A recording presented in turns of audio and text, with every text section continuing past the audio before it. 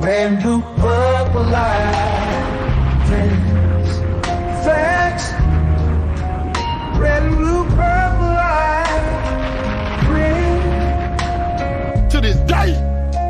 Red, To this day. and blue, purple, like friends, facts. You can get to know the ledger, sacrilegious Sunday to melanin Monday. You can get to know the ledger, my love. Just open your third on Thursday. Lord, the food, the art, the clothes, the Vatican's getting exposed fast. We put the show on the road. You better stay on your toes. I was till the land focused on the ego. Then I opened my heart, let go of the ego. Grand after grand, we stacking up these C notes. Facts, facts, yeah. We gon' put this shit on our backs. Facts, facts. We in your city, pull up where we at. Peace, love and light. Peace, love to the family.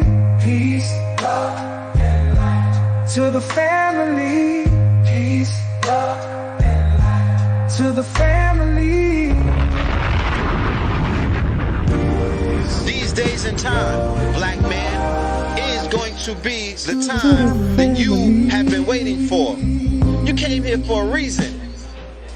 Whatever pressure, whatever adversity, whatever the fuck you feel, I don't know what you feel, but whatever you may be feeling is going to push you and it's going to provoke you and it's either going to make you or break you, similar to how pressure busts pipes or the shit makes diamonds.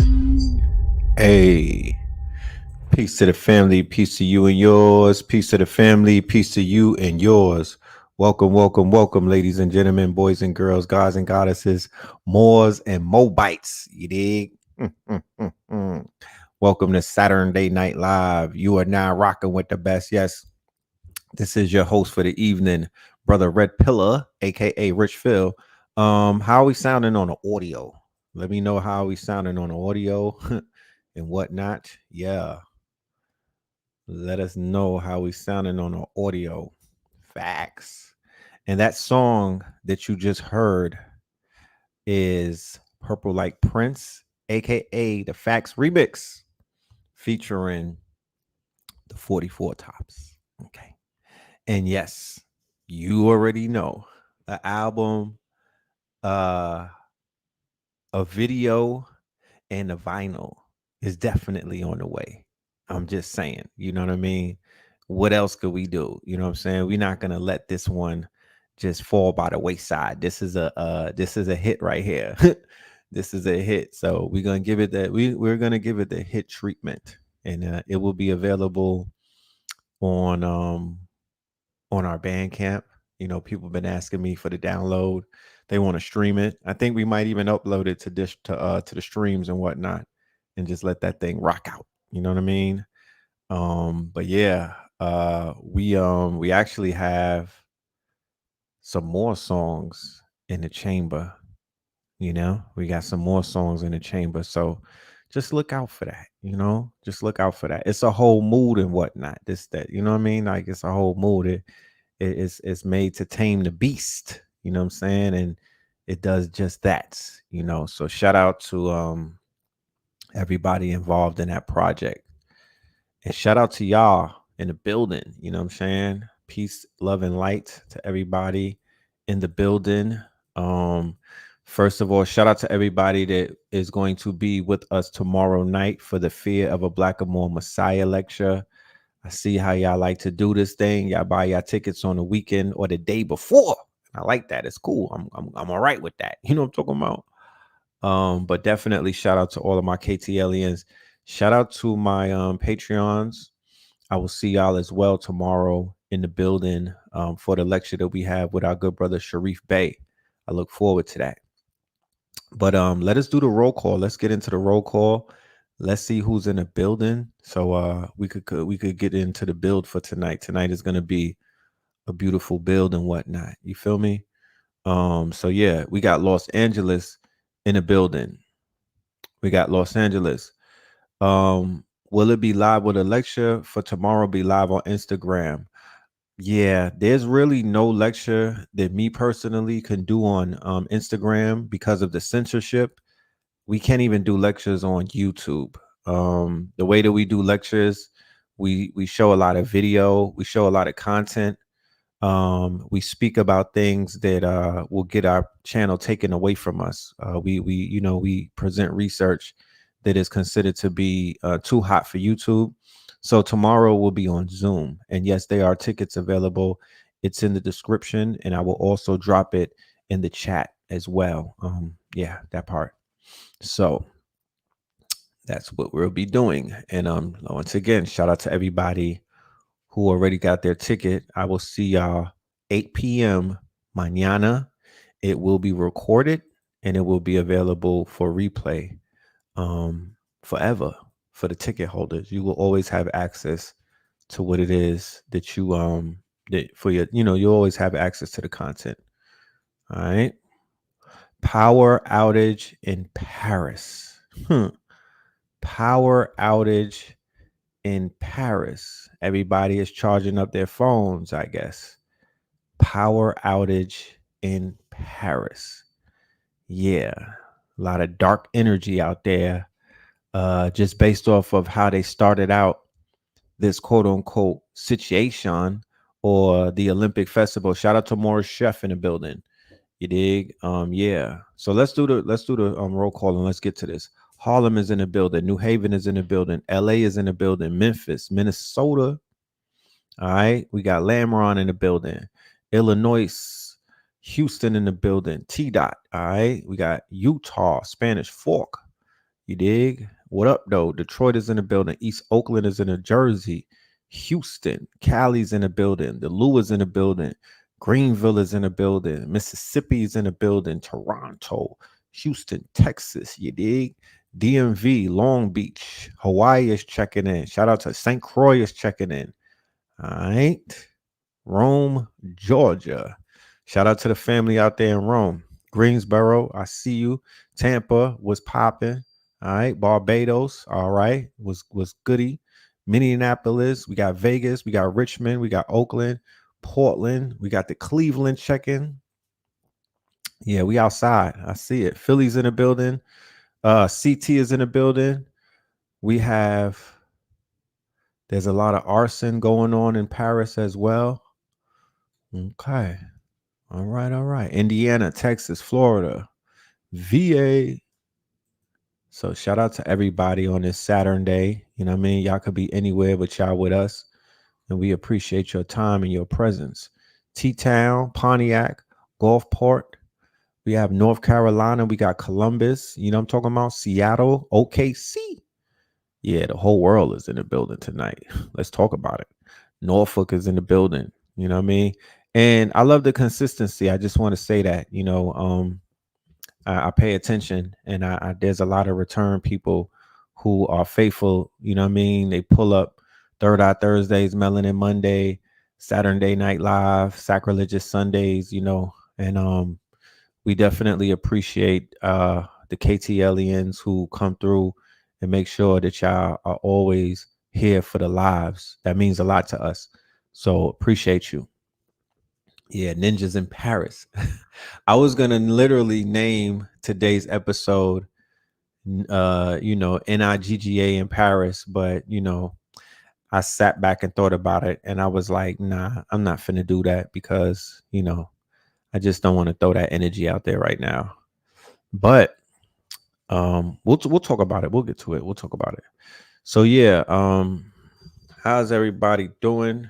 This has been a long week, or a long strong as they call it, and whatnot.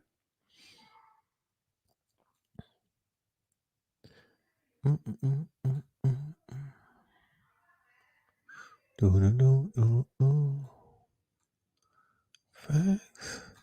I just went over to look and see about if there's a blackout or any type of blackouts, and I didn't see anything about that. So if somebody has some information on that, just drop it in the chat so we could follow up on it and whatnot. But what I do know is the shit started out crazy. You know what I'm talking about? They got all type of satanicness going on. They didn't even wait. You know what I mean? Like they didn't even wait, bro. They just went right for it. But whatever. It's Paris. So what do we expect? That's France. And France is very weird over there in France. Very, very weird. You know? You said thank you for the consistency. Oh yeah, the consistency ain't going nowhere. The consistency is not going anywhere. There was a time where there was a time this year where I was like, you know what? I'm finna hang this shit up. You know what I'm saying? I'm gonna just fall back. You know what I mean? Chipotle is hiring. But now I was gonna take a long vacation, you know what I'm saying? And just disappear for a minute. But then after really thinking about it and meditating on it, I was like, you know what? I'm gonna just give this thing another shot. You know what I'm saying? It was right around the time when they snatched the channel. It was right around the time when they snatched the channel. And that kind of took a lot of air out of me because I was like, bro, I gotta build this thing back up from zero, from Zilchington. But yeah. And Spirit was like, yes, Negro. That is exactly what you have to do. You know what I mean? And you gotta build this to be better than. You know what I mean? You just can't build this up and keep it, the same type of energy. You gotta build this one up and you gotta make it more solid and more, you know, um official than the last one. And then lo and behold, KTL Plus and the whole Connect to Your City network fell in our lap. And we haven't really even unpacked the significance of what that is, because of course you don't want to talk about things until the egg really hatches. You feel me? So the egg is still in the incubator. It hasn't really hatched, meaning that the paperwork is still, the ink is not dry on it. But yeah, this KTL Plus, this whole network thing, that's the real bag. That's the real plus. That's the real reward from the universe for saying, keep this thing going. So here we are. You know what I mean? And it don't stop. You know what I'm saying? Because it only stops when you stop. That's how I see it. It only stops when you stop. Like you can't give up in this thing. You feel me? Like you have to keep going. You know what I'm talking about? There is no stopping in this thing. This is a never-ending story. You know what I'm talking about? Because when I make my exit to stage left, there's gonna be somebody else that's gonna whoop, there's gonna be somebody else that's gonna pull up and take that pace, that place and whatnot. So it doesn't stop and whatnot. You said they snatched your IG 2 days ago. I see you, King Simon. You know what I'm talking about? King Simon know about that. Conscious connections are still in effect. Yes, the conscious connections is definitely still in effect. I've been watching those balloon popping shows, man. It's something about them. They just be grabbing me. And I'm sitting down and I'm taking in the content, and I'm looking at the dating pool, and I'm just paying attention to what the hell is going on in our society in terms of the relationships and affairs of the heart, and like what they call the dating pool. And this shit is scary. It's scary, bro. Man, oh man, it is scary. I don't know what I'm seeing. You feel me? Trying to make sense of it. But it's not something that's far-fetched. I mean, you could I know when it went, I know when things went bad. I kind of could figure things out. I kind of know when things kind of went off the rails, and what we're witnessing right now in social media, because social media, it did not exist 10 years ago. It did not exist 10 years ago, social media, to the extent of what it is right now, because social media of today is not even social media of 4 years ago, 5 years ago, before they made video a priority like that. I remember pre-Snapchat days. You feel me? Where it was just about pictures, and then it became video, and then it became live, and then it became short form content like that 1 minute TikTok stuff.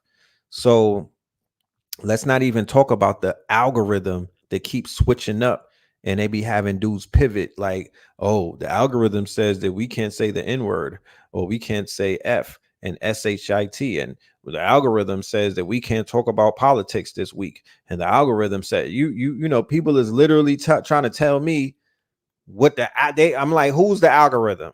Point to the algorithm. What does he look like? Like, you talking about the algorithm like it's a real person, you know? So it's crazy. You know what I mean? The algorithm be having everybody pivoting and moving around, and it's conforming people. It's literally changing. It's literally changing the echo chamber. You know what I'm saying? Like, certain people, like, if you look at videos on YouTube from 2012, 13, 14, 15, 16, you would be like, what era was this? Like, it's literally a whole nother world. The things that were being talked about, the depth and what people were speaking on things, it was uncensored, it was uncut, it was like dog food, it was unstepped on. It was like the fetty. And then when you look at what we're dealing with right now in 2024, everything is stepped on. Is bad dope. You know what I mean? It's like the weed from the gas station. You smoking and it's like air and whatnot. It don't even hit no more. So I'm like, this YouTube, this content that's coming, it's yeah, shit crazy, man. Shit crazy, man. I spoke on this show about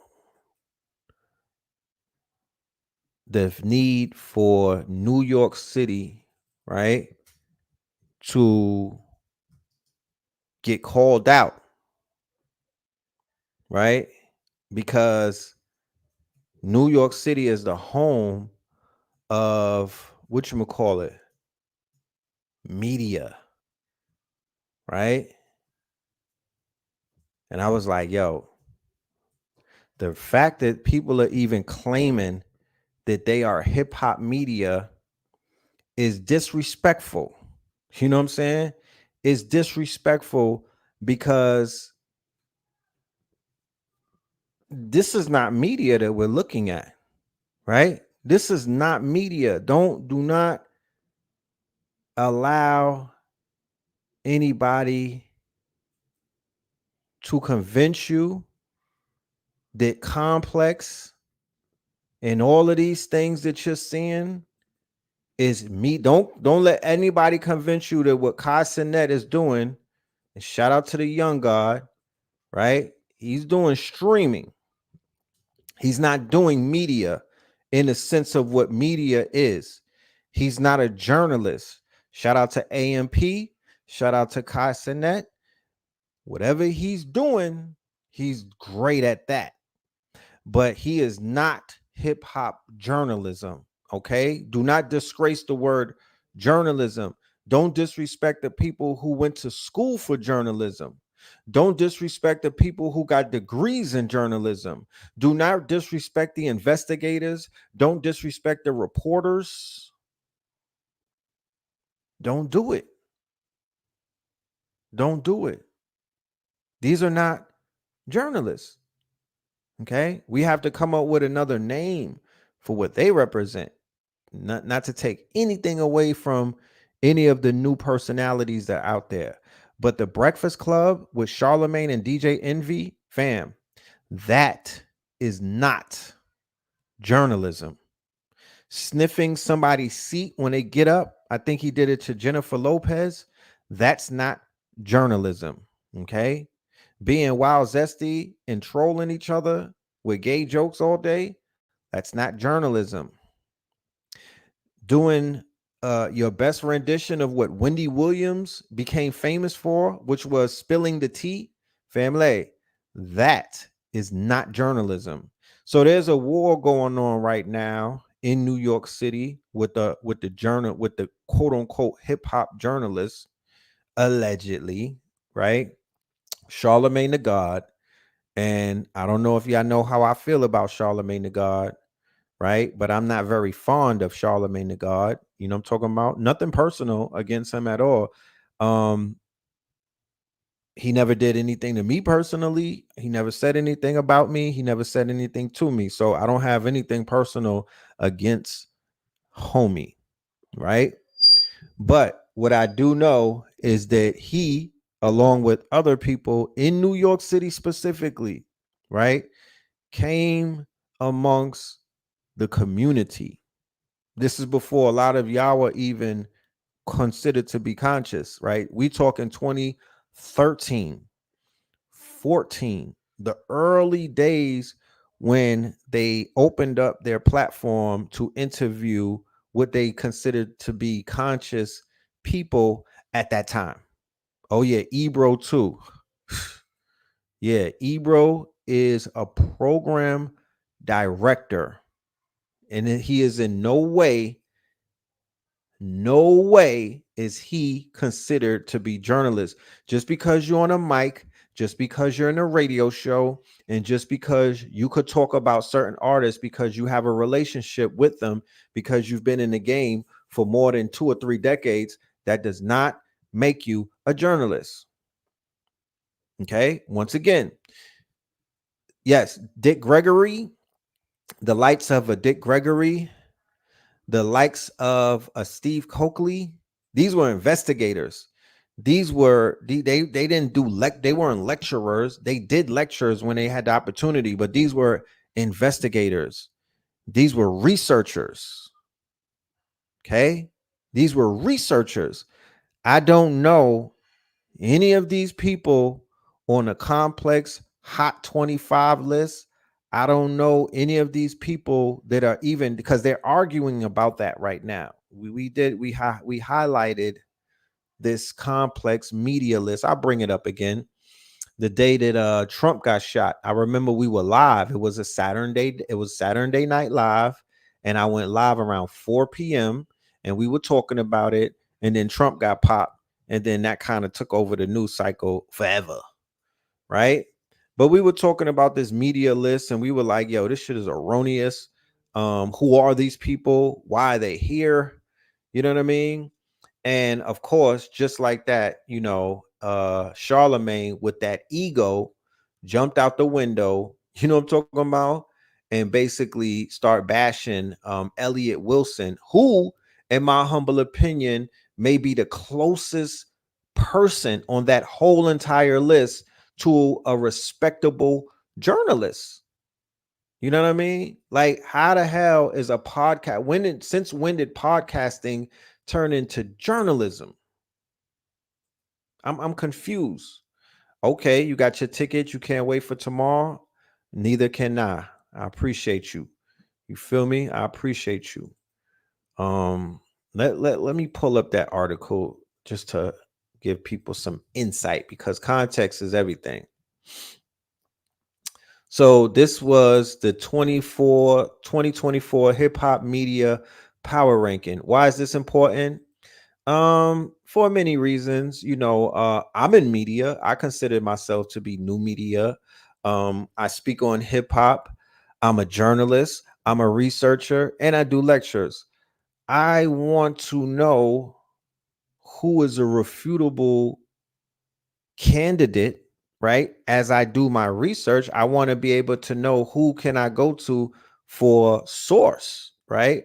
So I'm somewhat interested in hip hop media when I want to get my news and whatnot about certain things dealing with this culture. I want to know who's the top guy. I want to know who's the top guy. But so I turned to these lists and whatnot to see what's going on. So I was introduced to a whole bunch of people that I'm really not familiar with. I'm from at number 25, this dude, he does on the radar. They just did they did a sit down interview with the brother Free Soul out of Philly, who's like a conscious artist. So they have they've highlighted some people in the movement and whatnot. He has a pretty good show.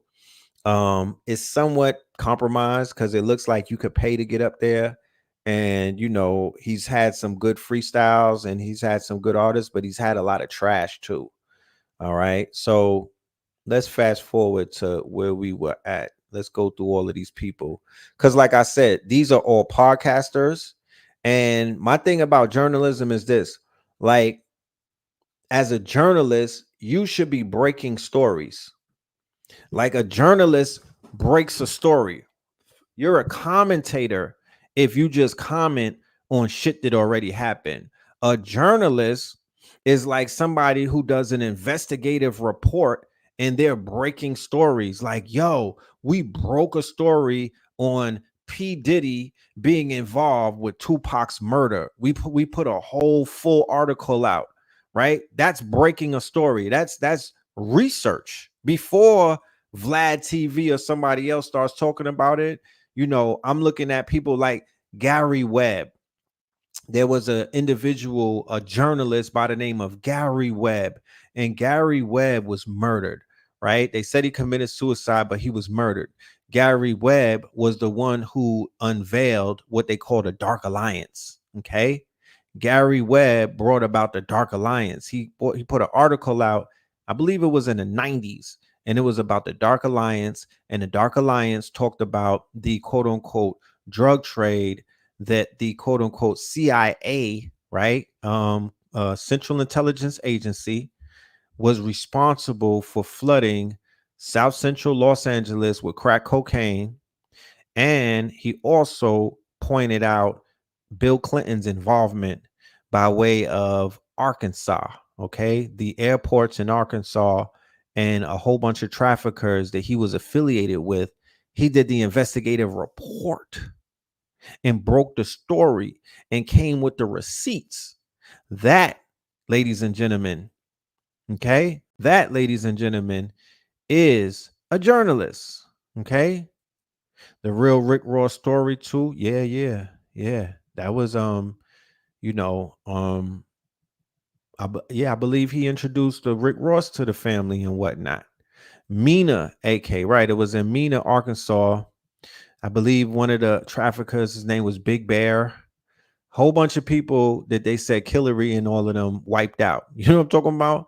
That's when they started their campaign of cleansing the evidence. You know what I mean? And there's this super duper long list of people who unalived themselves that all that I guess the Clintons give off unalive vibes or whatnot.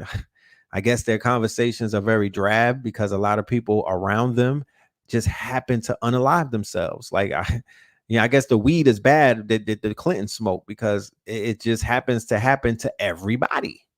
Okay. So that's kind of what I'm talking about. You know what I mean? These are not reporters. These are commentary. These are personalities who give commentary. Okay.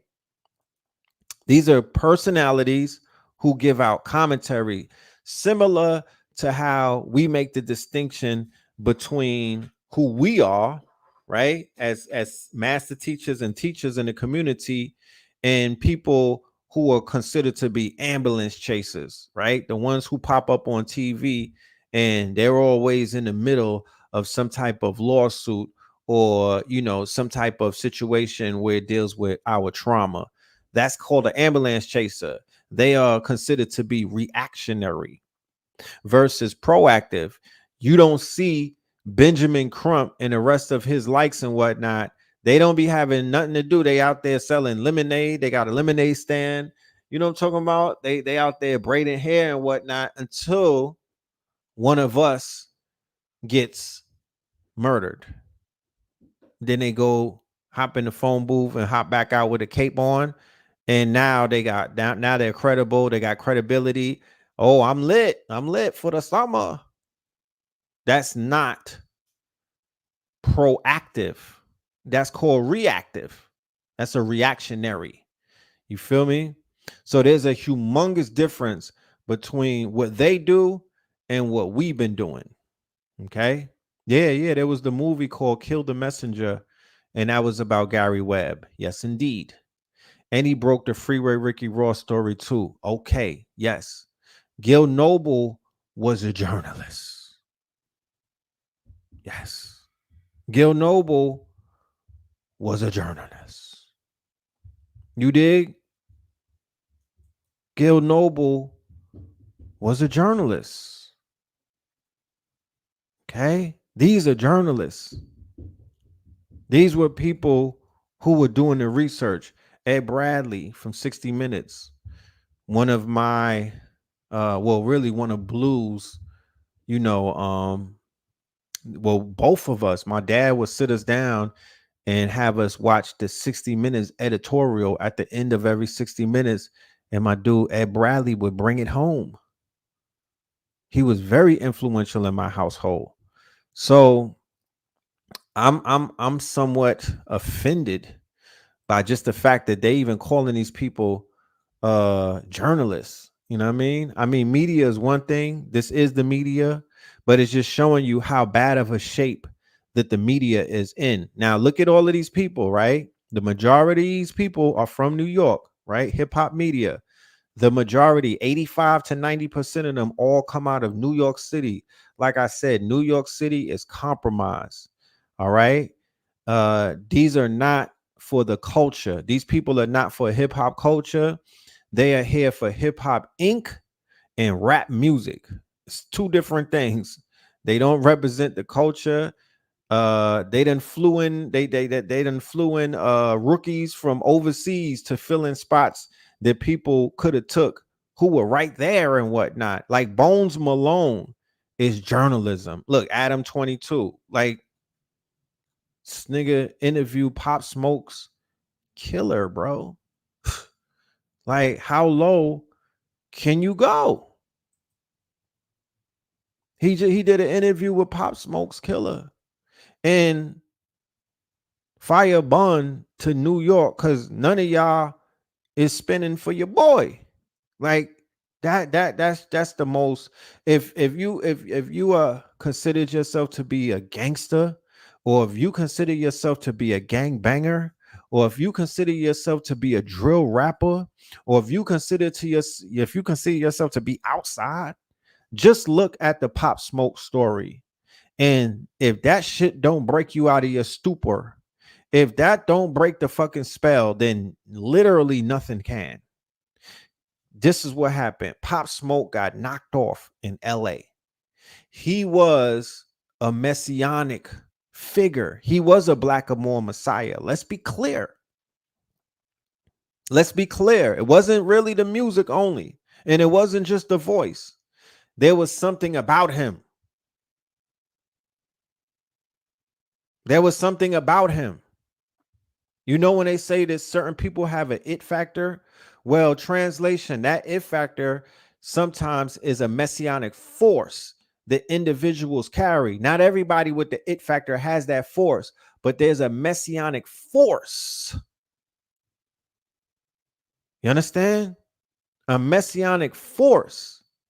And when, yes, thank you, Bashira. His name was Bashar Baraka Jackson. The same time Nipsey Hussle had a messianic force, because people die every day, B.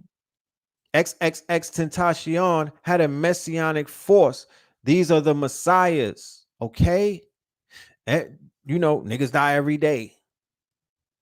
And every death does not elicit the same type of response. Happy birthday to Flipper. Okay, young Dolph's birthday is today. Young Dolph had a messianic force, henceforth, while they sliding for Dolph. They can't let it go.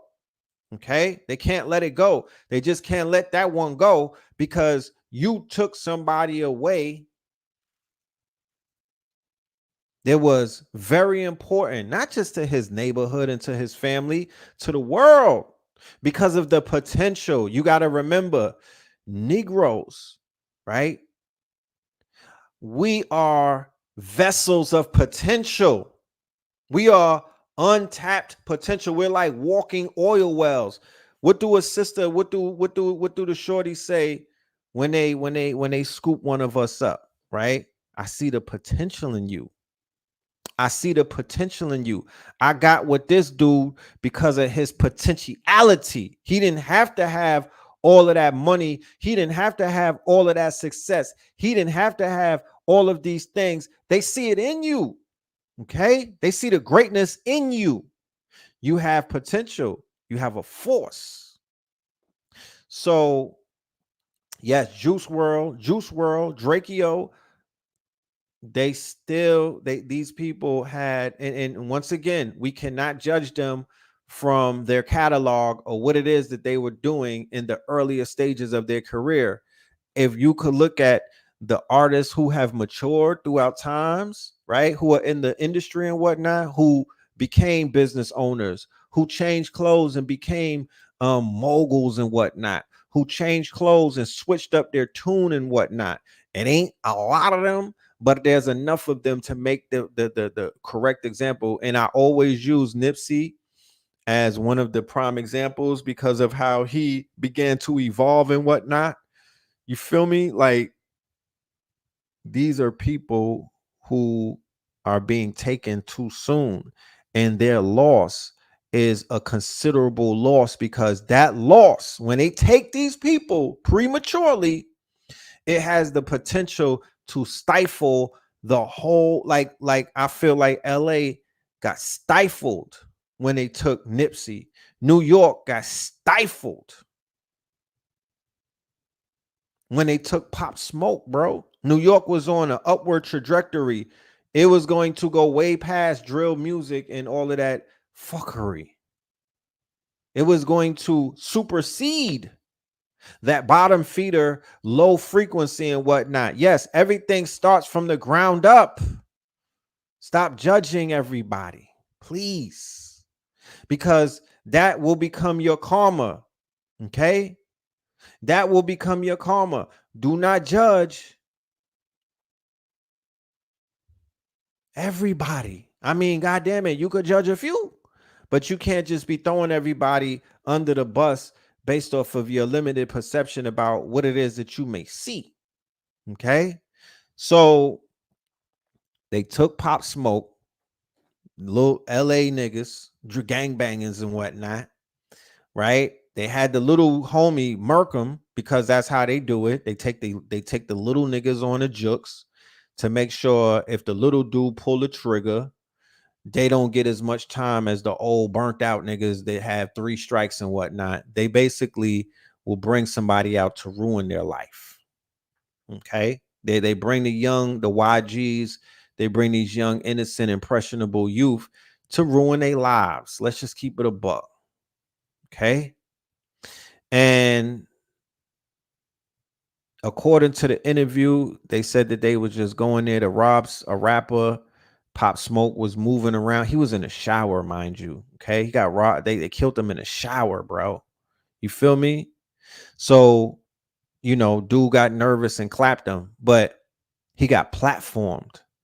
Do you know what that means? That Adam 22, this dude right here, this culture vulture right here, this weirdo, this cuckold, he's a cuckold. He'll sit down and watch somebody have their way with his wife, and he gets off on shit like that. He's very weird. Okay. He should not be a part of our media. He just was on his show the other day trying to start beef amongst different rappers. He has no place in the culture whatsoever. I'm going to call it that something is going to pop off at no jumper, and he going to get caught in the middle one day because he can't pick up a shot. You know what I mean? He's building up a lot of karma, fucking around with the spirits of the deceased. Okay? That's what he does. He'll bring people on the show who don't come home from a body. Don't come home from a murder. Don't just be coming home and you done killed a black man or a Moor or whatnot. Don't you gonna be sitting across from this dude getting interrogated when he does his best Vlad TV impersonation, because he's basically following the likes of Vladimir the Butcher. Okay. So he gonna fuck around and pick up a shot. You know what I mean? He's in gang business. He's in the middle of gang business, putting different sets against one another, right? Platforming gang bangers, not no reformed gang bangers either. You know, I could fuck around with a reformed gang banger any day because, you know, at the end of the day, we said we not here to judge and whatnot. Yeah, Adam Grand Mason is his name. I mean, they're literally laughing at us while they play games in our face. You know what I'm talking about? They're literally laughing at us while they play. He's building up the biggest Rico that hip hop probably has ever seen. Okay. The real gang is supremacy. Skinhead gangs call America's police force. That meeting with Rock Nation and Armayas was supposed to create solutions set up. Of course. Listen. We're gonna put out a tomorrow in tomorrow's lecture. We have the pyramid, we have the structure, we'll show you what the hierarchy looks like. And black and the gangs is at the bottom. Those are foot soldiers, those are pawns. There's a blue, the gang above them is the boys in blue, and then you have a mafia, and then you got a mob, okay, and then you got the banksters, right? So there's a mafia, there's an Italian mafia, but then there's a Jewish mob, and it sits above the Italian mafia. The Italian mafia is not above them, okay? They're not the Jewish mafia, they're the Jewish mob, okay? They wear suits, they wear Gaultier perfume and cologne, nigga. They wear hard bottoms, they wear ties. They carry briefcases. They got long noses. And they powder their nose. You feel me? They move differently. They are Hollywood execs. They are lawyers. They are police officers. They are judges. But they are all part of this Khazarian movement. Let's be very clear about that. And I will show you empirical proof on how this shit goes down. But this one right here is a special one. I got my eyes on him. I'm gonna put some juju on this boy, because he needs to be he needs to get a checkup. Okay, if you understand what I'm saying. Van Lathan, you know what I mean? Team, you know, all these Team Kamala niggas. All these Team Kamala niggas. Like, I'm gonna just say it like this, you know.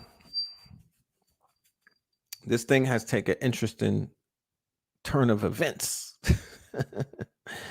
Just a week ago, right? It's Saturday, the 27th.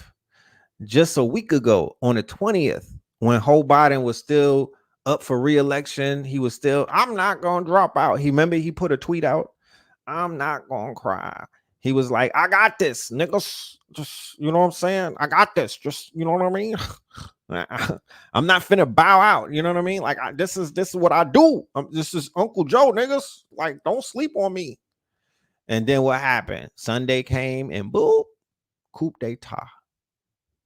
Coup d'etat, my nigga. Coup d'etat.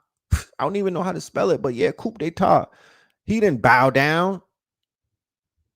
His signature on that letter, that's not even his signature.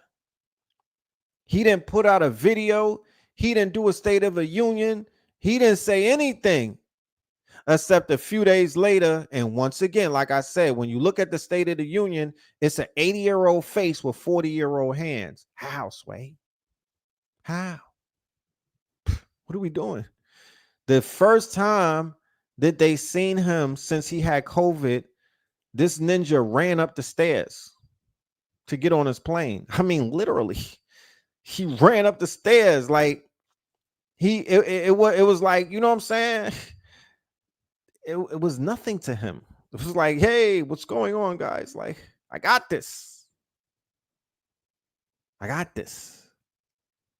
This nigga falls up the stairs on any other day. But after you get COVID, you running up the stairs to get on a plane? Really, fam? This what you selling us? So, no, that was a coup d'etat, nigga. They took over the whoever's running the show. They sat his ass down and they sat him down. Listen, think about it. There's an alleged attempt on Trump. All of this shit happens in a few days, right? This is unprecedented. Think about it. We are so conditioned at this point. You talk about fear of a BlackaMoor, Project Fear, not Project 2025, Project Fear. False elections appearing real. Project Fear. We are locked in to a sitcom or a new season of The Falling of America, season 5. We are locked in ways that we probably never even expected to be locked in. That niggas got their popcorn. They are strapped in. Team Kamala. Team Kamala. And this is my thing. I'm very wary about going against the sisters. I'm not talking about Kamala because she is who she is. You know, she got her Hindu shit popping. I'm talking about, I'm very wary against going against our women. I don't know. I'm weighing this shit out because I don't want to go against melanated women, fam. That's a no-no. You know what I mean? That don't necessarily work out for us in the long run when it's all said and done. And whatever they say is a go, nigga, it's a go. BlackaMoor. That's how I give it up. Whatever they say is a go, it's a go. You know? Because they got the power. They done shifted the whole goddamn they done shifted the planet, bro, in a few hours. It's 7 days. It's 7 days tomorrow to the day that they stepped this dude down. And it went from this Trump, nobody's gonna beat Trump. It's impossible. It's not finna happen. To this nigga might lose type shit. Right? We all live, we live in the land of speculation. So everything is speculative. And of course, it's a selection and not an election. But I'm speaking about the magic. I'm speaking about the magic of the media. I'm speaking about the power of belief and choice and just the power of the unknown. You know, Blue Pill said when the sister stomp, they make earthquakes. Yes. Yes. Yes. It's Trump versus mama. Okay. It's Trump and them versus mama. She's gonna channel that Kali. People is like, oh, she's a bro. She's going to channel the Kali energy, bro.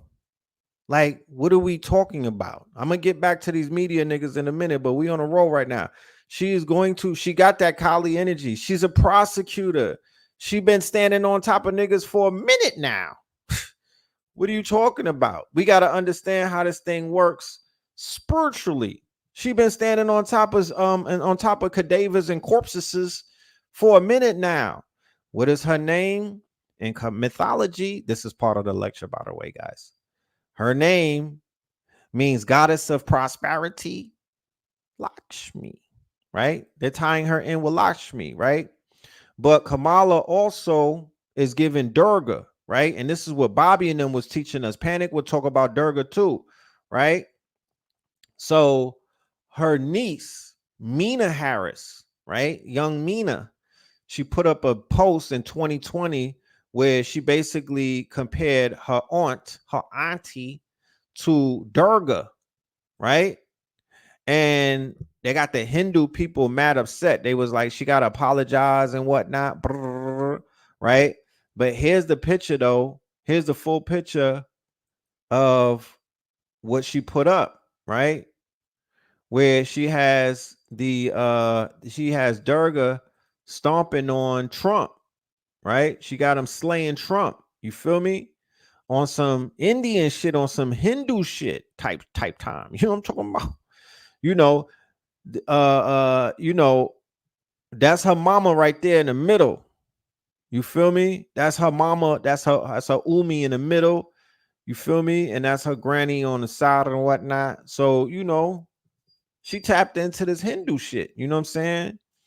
And because the word black, as explained by Taj Tariq Bey and a few others, right? Because the word black is considered to be it is a malleable word. It applies to you can apply it to so many things. It's not solid, if you understand what I'm saying. So somebody they saying in the chat that she ain't no mama, big mama. So is Lotto is Lotto black? Talk black to me. Is Lotto one of us? Because if you ask any 9-year-old, 10, 12, 13, 14, 15, 17, 18, 13, 15, any one of these young women out here, y'all fuck with Lotto? They like, oh yeah, that's my girl and what? Big mama, right? So it's not about her. Y'all bringing her up and you're losing what I'm saying. It's about who's behind her. Okay? It's not about her. We're talking symbology. We're talking spirit. It's about the women behind her. Y'all might feel like that, and it's all good. But melanated women, she went to Howard and she's an AKA. And cut it out. Okay? Cut it out. Cut it out. Y'all need to get off of that fucking high horse that y'all on and just come to terms with the reality that she's what they can, because black don't even exist. God damn it. It don't even exist, bro. It don't even exist. She's black. Whatever the hell that means. She's black. She went to Howard. She's an AKA. It's nothing more to say. And she was with Montel Williams. Okay? And I'm not even calling her mama. No, I'm not calling her mama. I'm calling the AKA's mama. I'm calling those 44,000 women on Zoom mama, right? It's the energy that is moving through all of y'all. Big mama energy. The same thing that Sister Myra talks about on Brother. The same thing that damn near all of these sisters that are out here teaching that are speaking about, right? Once again, we're getting caught up in some things that we don't need to be caught up in. I'm talking about the energy that our women rep. They're the force behind her. Forget last week she was a bum. It's not what she says, it's what we say.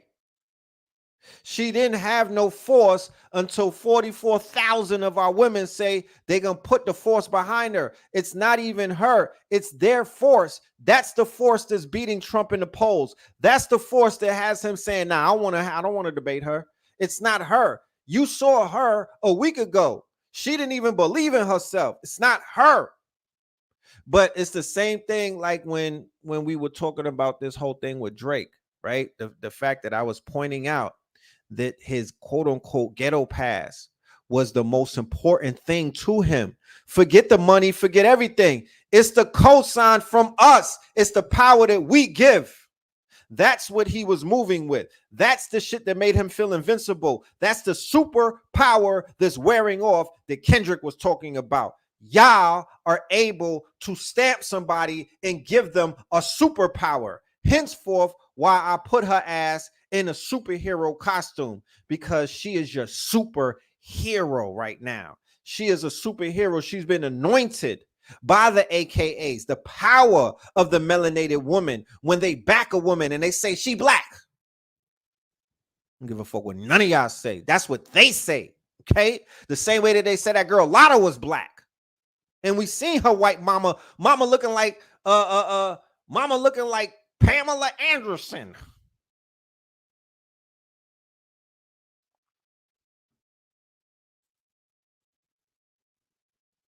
But this is what our women said. They was like, look, these are the choices that we're faced with. Here it goes. Donald Trump, he's finna give the police the immunity.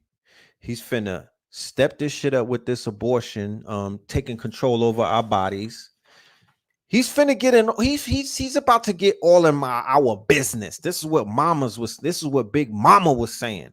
This is what the sisters was saying. And they said, you know what? When they decided, you know what, Joe, you got to sit down, because they was behind Joe, even if Joe was a cadaver, even if Joe was the Walking Dead, they was like, you know what? We still behind her. I mean, we still behind him, even with all of his flaws, even with the fact that he's out here wearing a diaper during the debate, we still behind him. And then when they removed him out of the way, what did our women see? They saw themselves in the White House. They saw themselves in the lead. They saw themselves as the winners. They saw themselves in charge of this country for 4 years. So they can easily project themselves into a Kamala Harris the same way that a redneck or a white Zion, a Christian Zionist, or somebody that's an extremist or a nationalist, they see themselves in Trump. When he got up after that alleged shooting and then put his fist up, you had they was in Radiator Springs. They was in the trailer parks, niggas. They was in Montana. They was feeling just like Trump. Okay? They were channeling that. When he walked out at the RNC like he was Hulk Hogan, you know what I'm saying? You had these little Ben Shapiro types, you know what I'm saying? All of these weirdos feeling like Donald Trump. Okay, that's what politics does. It allows you to live vicariously through the candidate.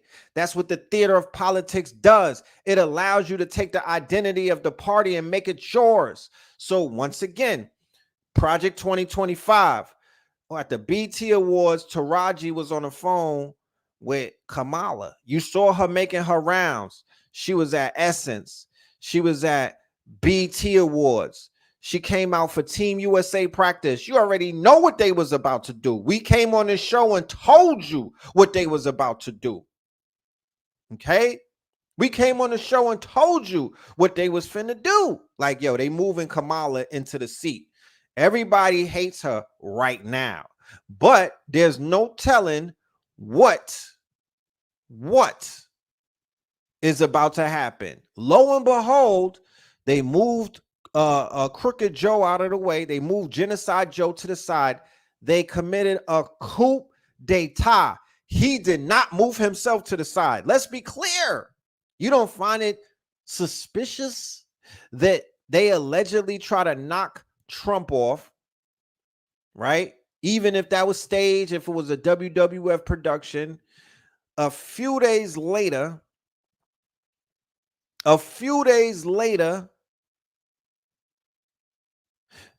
Biden gets COVID and disappears for 5 days. Literally, you did not see him. You did not hear from him. He did not tweet. He didn't go live. He didn't post a story. You know what I'm talking about? He didn't do any of these things. He literally went off he went off the goddamn grid. This is your president, fam.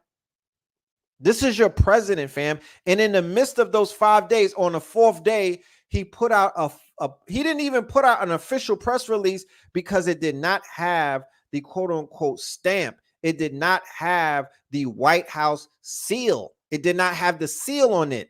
The signature, his signature did not match. It was forged. It did not even match his regular signature. Come on now. Come on, fam. Come on, fam.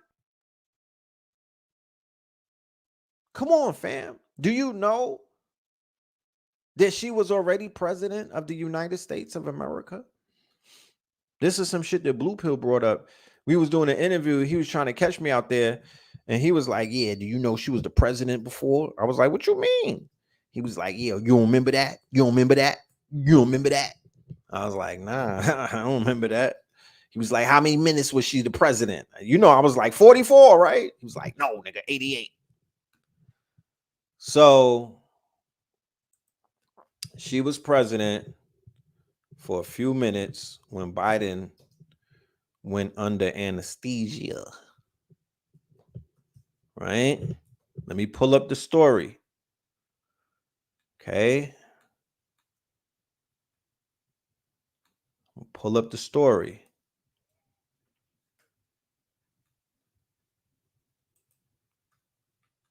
For 85 minutes, homegirl was the president. Olivia Pope was the president for 85 minutes. Because that's who she is. You know, our sisters already got familiar with Kamala by watching Olivia Pope. So the fact that she was screwing niggas to get to the top, and Amber Rose cleared the lane for shit like that to go down with the slut walk. And you can't shame sluts anymore. Like, let's have this conversation. The fact she slept with Willie Brown and Montel Jordan and a few other people, what does that mean? She's an AKA. Right? She's an AKA. They good with that. It's by any means, my nigga. It's by any means. She's a goofy Olivia Pope. Y'all already got conditioned to see a slut in the White House. You've already been conditioned through television, through the media. They gave you her before they gave you her. And that TV show was lit. I remember Scandal Thursdays or Sundays when you couldn't even have a conversation with a whiz. You was waiting for a while long to get a reply back on your text message. They was leaving your shit on read because they was tapping into this reality where they could be a slut and get power from it. Remember that programming? And that's part of the divestment programming. Yeah, melanated men don't got no power. They're not high value men. You need you a pale billionaire. Remember that? You need you a pale billionaire who will grab them by the punani. That's what they were getting programmed to do. Okay? That's what the programming was about. And then when they rolled this sister out, or when they rolled Kamala out, excuse me, ladies, sisters, I don't want to disrespect y'all because once again, right? She's not one of y'all. They not like us. They not like us, right? She's an outsider. Okay? But that's not what, like I said, there's going to be a conversation about Black identity through this whole thing. And you can't, you know, it's only one truth.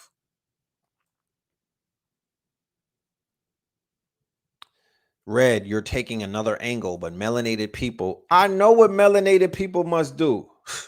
I'm not telling nobody on this line in this building tonight what to do. I'm just pointing out the obvious. Okay. I don't assume that I have some goddamn die-hard Democrats in here. Isaac Hayes III, are you in the chat, nigga? Are you here? Like, Charlemagne the God, are you here, nigga? Like, I don't think we have no card-carrying Democrats in the audience like that. I'm giving you the I'm not one of those people that's going to blow smoke and give you a feel-good conversation. I'm going to give you the real. I'm going to give you the real.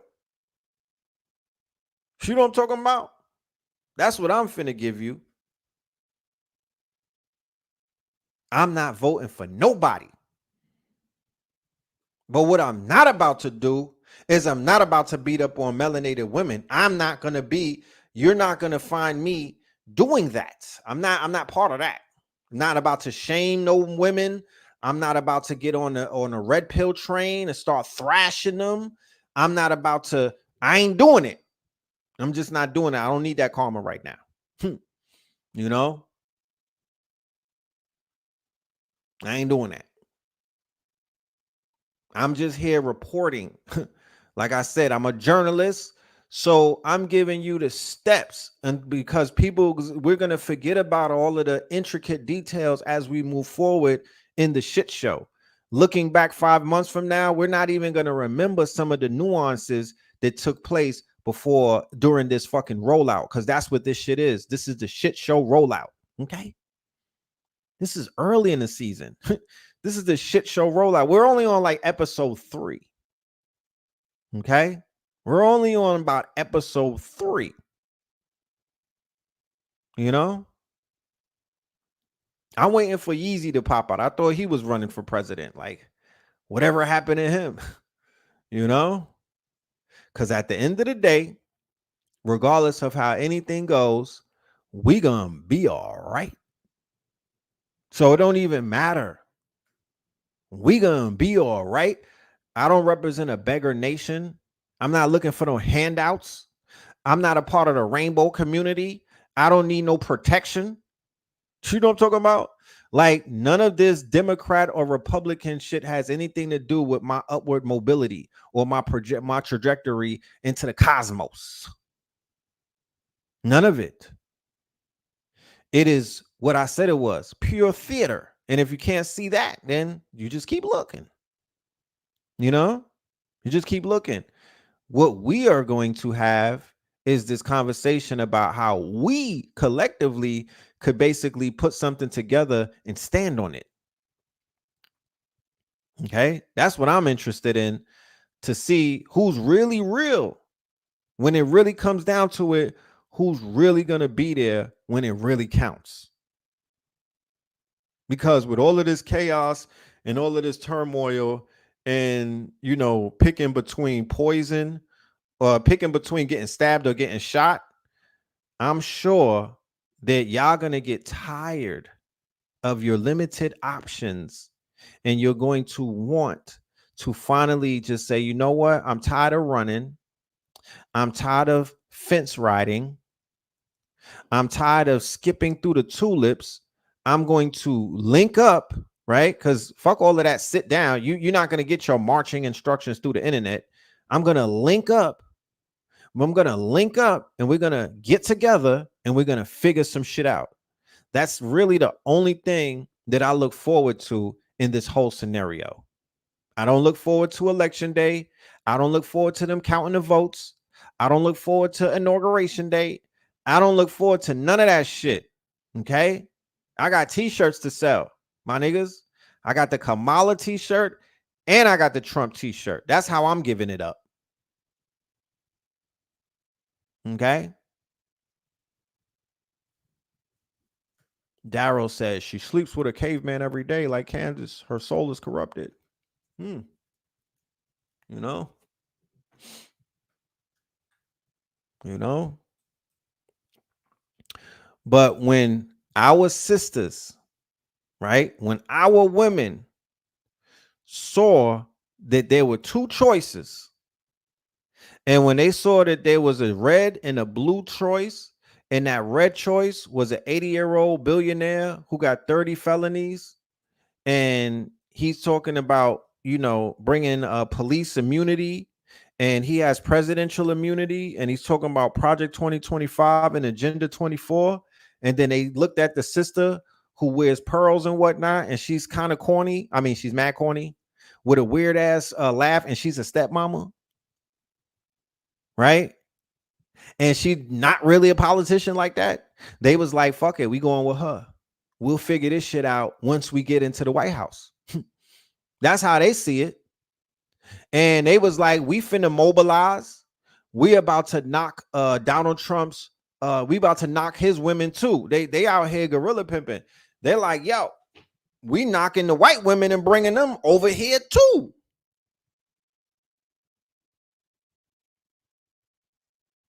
You know,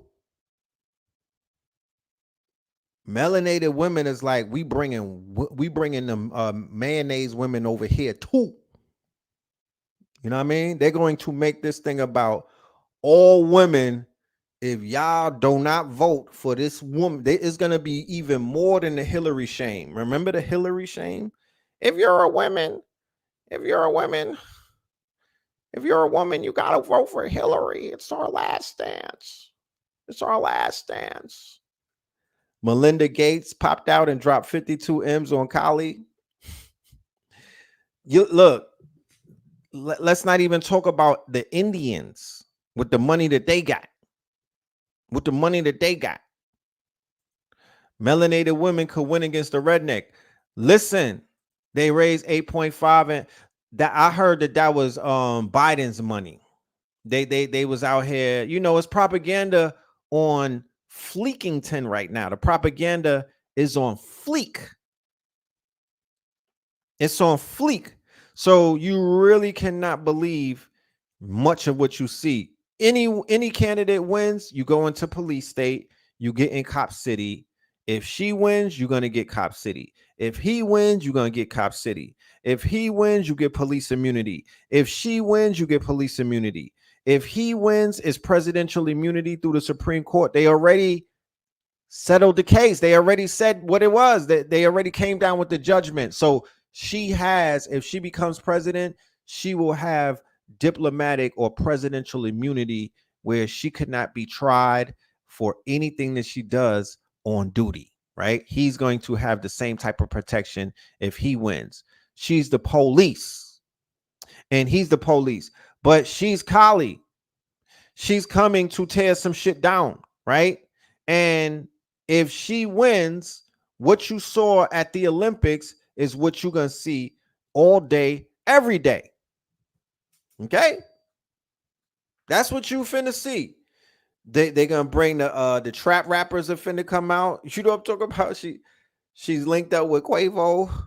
She finna bring, you gonna see Beyonce on your timeline. You know what I mean? All of the characters, the motley crew. And you know, I know I'm sick of seeing them. All right, cool. All right. Cool. I'm sick of seeing them too. But it is what it is. You know what I mean? That shit that they did in Paris yesterday, I don't know. I'm not a Christian. I'm not religious. You know, I don't get offended when I see people because I know that it's all a joke, you know what I mean? And I know that the people who are running the quote unquote show, they know it's a joke and they just out here trolling each other. And you know, they know that they're going to garner some type of response. And those responses are like energy to the people that put, you think when they did this goddamn Last Supper with a bunch of weirdos and whatnot, you think they didn't know that they were going to elicit some type of response? You know, they knew what they were doing. But this is what this is what Kamal and them represent. This is their world, the debauchery, right? So this is the naked blue man breaks his silence over grossly offensive Last Supper parody at the Olympics opening ceremony as French Catholic Church blasts the derision and mockery of Christianity. So for anybody in the audience that doesn't know, the Olympics literally started and kicked off yesterday. We have the Olympics in Paris, y'all. The Summer Olympics in Paris, right?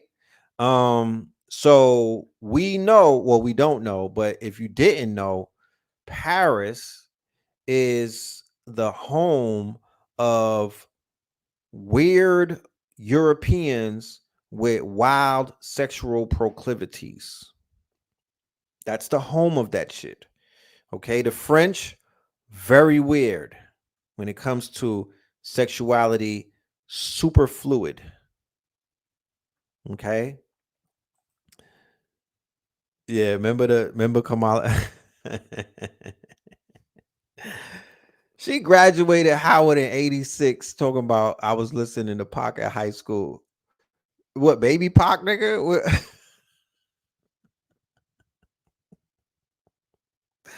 She was listening to Pac when he was in preschool. She was listening to Pac when he was in when he was doing ballet with homegirl with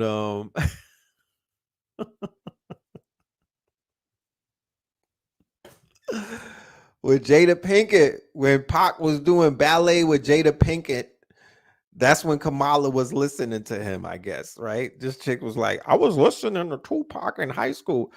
Chick, you graduated Howard in 86. But what are we doing? Like, what are we doing? You had the salt and pepper haircut. I pulled the picture up. Like, what are you talking about? What are you doing?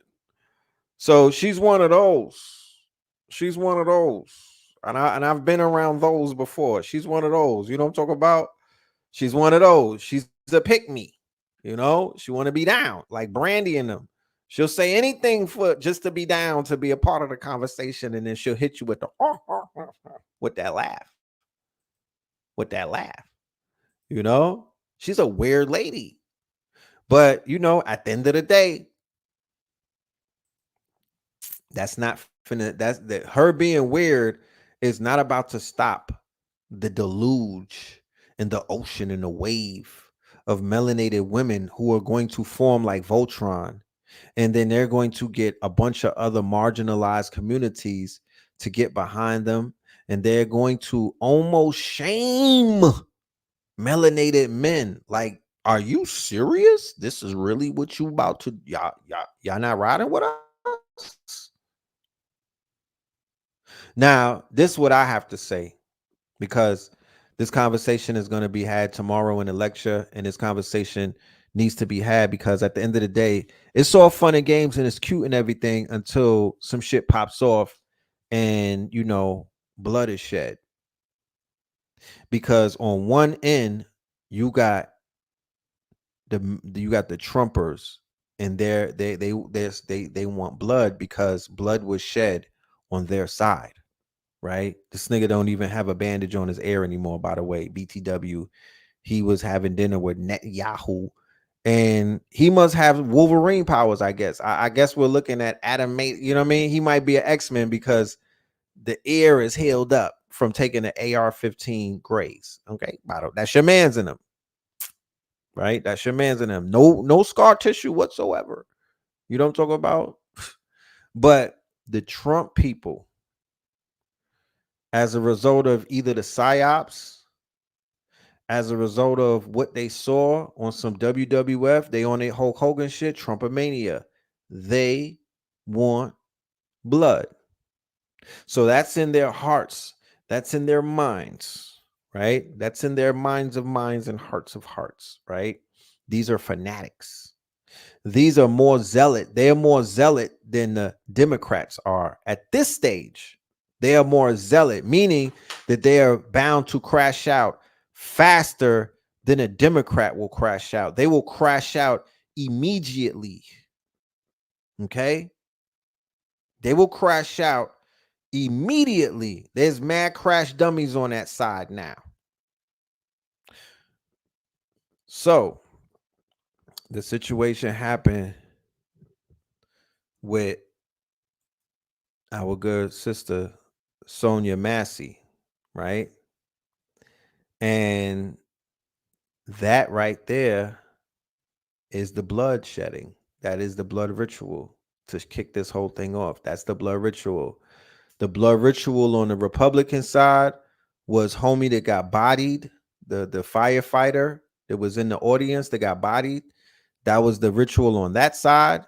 And then the ritual on the melanated black side was the sister getting shot in the face. That's the ritual. Okay. So now that there's blood in the game, right? Now that there's blood in the game, now that there's two bodies or two cadavers and whatnot, right? Now that there's two cadavers and whatnot, now the spirit cooking takes place. So everything from this point on is low level spirit cooking with these wizards and warlocks that are behind the media, right? They're working through propaganda, they're working through media. You saw the person that runs the whole show address Congress just the other day. That's who runs the show. Let's be clear. Y'all might not realize it right now. You might be in denial about it. You might not even know who this man is because of our lack of geopolitics. But this is who runs the show. Okay. Let's be clear. They don't run the show. Netanyahu runs the show, right? He runs the show. Okay. By way of BlackRock, Vanguard, and State Street, as you will be shown how all of these people they run the show. Big banks, big business, big money, big tech, big pharma, right? And they all are answering to this man right here in the middle. Okay? He came up in DC, and he had his way with them people. He was talking super greasy. I'm talking about, when I say greasy, bruh, this nigga was talking super greasy to Congress, telling them, yo, clean up your people, bro. I don't want to hear no more of these protest shit. Like, stop. You need to stop all that. We hear that all the way where we at. We ain't with it. We not having that. Yo, like, cut. Yeah. Do something about that before we gonna have to do something about that. You know what I'm talking about? So it's a no-brainer. Like I said, people have been losing their lives at the hands of the popo forever. But miraculously, right? Like clockwork. And this has nothing to do with coincidence. Do not give coincidence that much credit. It's not coincidence that every 4 years they find one. There was people being unalived, and we would scroll right past it on our timeline. Like, nah, I don't want to see that. I don't want to deal with that trauma, right? There was people being unalived right after George Floyd, up into this sister right here that just got unalived. But because the media didn't press it, because the media didn't highlight it, because they didn't put it inside of their quote unquote accelerator and pump it up, the people or the sheeple and whatnot, they did not, and they did, their hearts and their minds were not into these unjustly murders. But with this sister, right, miraculously, the minute after this Kali, right, Kamala Devi Harris announces, because Sonia was murdered before that. She got murdered 2 days after the 4th, right? I believe it was July the 6th. And then the body camera footage miraculously or suspiciously just came out. Okay. And we know how Benjamin Crump and them niggas be working. They get late results. They don't usually get shit real quick like that. I don't know who Benjamin Crump is out here working that juju or something, because they dropped the tape very quickly, which was the body camera footage and whatnot. They were holding on to it. She's a ritual, right? They unalived her 4-year-old nephew prior to unaliving her. She comes from a bloodline and a family of a man who was famously lynched. Okay. So when you live in small town America, you don't think the police force knows everybody's history, because they're the ones that be lynching shit. So they know who the bloodline of he who was lynched. They keep dibs and tabs on everybody in that bloodline. And what they do is gang stalk them. You know what I'm saying? They may even get in relationships with them to abuse them and shit like that. Like, they do a lot of stuff to stay on top of the families of people who either they executed or people who they've lynched over time. And it passes down through different generations of both the police forces and law enforcement. There's books of names and shit like that of people to watch out for, because those people could one day they could wake up and something inside of them, they could have a divine spark, right? They could quote unquote, they could inherit the spirit of the soul of those who were deceased and become martyrs. So what do? They put them on psychotropics. They give them mental evaluations. They gang stalk them. You know what I mean? They surveil them. They do a lot of different things. Okay. So this situation with this good sister who was murdered, she was assassinated, cold-blooded in her house, a place of safety and whatnot. It is of no coincidence that this is being highlighted the way it is right now. Okay. They're about to have rallies. They're about to have marches. She's going to be the new George Floyd. She's going to be the new Sandra Bland. Okay. Fuck around. They acquit the white boy because they'll pop up and be like, we have another video from another angle where she actually threw the water type shit. You don't know what they got up in their sleeve. But right now, at this stage in the game, at this part of the movie and whatnot, all they're doing is spirit cooking and getting all of your energy into a pot. They just put all that energy into a pot. All of that collective energy the melanated people are putting out because y'all watched the video. I didn't watch the video. I know what happened, but I did not watch the video. I ain't falling for that one no more. I'm not doing it. I'm not doing it. I'm not watching snuff films on social media, right? Where the same place where I put up family photos and stuff like that. I ain't doing it. I ain't doing it. You feel me? If something happens to the officer and they body him, or something happens where he gets his head taken off, then I'll watch it. Okay? Because now she's a martyr. I'm not watching no videos of nobody that's not a martyr. I'm not doing it. It ain't working. I'm not doing it. You know what I'm talking about? I am not doing it. But those who did, they got immediately put right back into the psyop of 2020, 2016, and 2014 and 2012. They got put right back in the psyops like it never left. You know, when you get up with somebody who you ain't been talking to in a long time and y'all just pick right up like y'all never left off, that is exactly what happens when you watch the snuff films and you go right back into your pain body. You go right back into the programming where you was in complete rage in 2020 when George Floyd was popping off, before they poured water on you and cooled you off. Remember the ACL bucket challenge, the ice bucket challenge? Do you remember that? Do you remember the ice bucket challenge? I remember the ice bucket challenge clearly because we was in New York City and they was about to burn that bitch down. And then something came out of, there was a social media challenge that came out of nowhere called the ice bucket challenge for Lou Gehrig's disease and whatnot. And it literally cooled our people hot heads off because we was ready to burn this bitch down. Yes, and remember the crate challenge. And then the crate challenge came.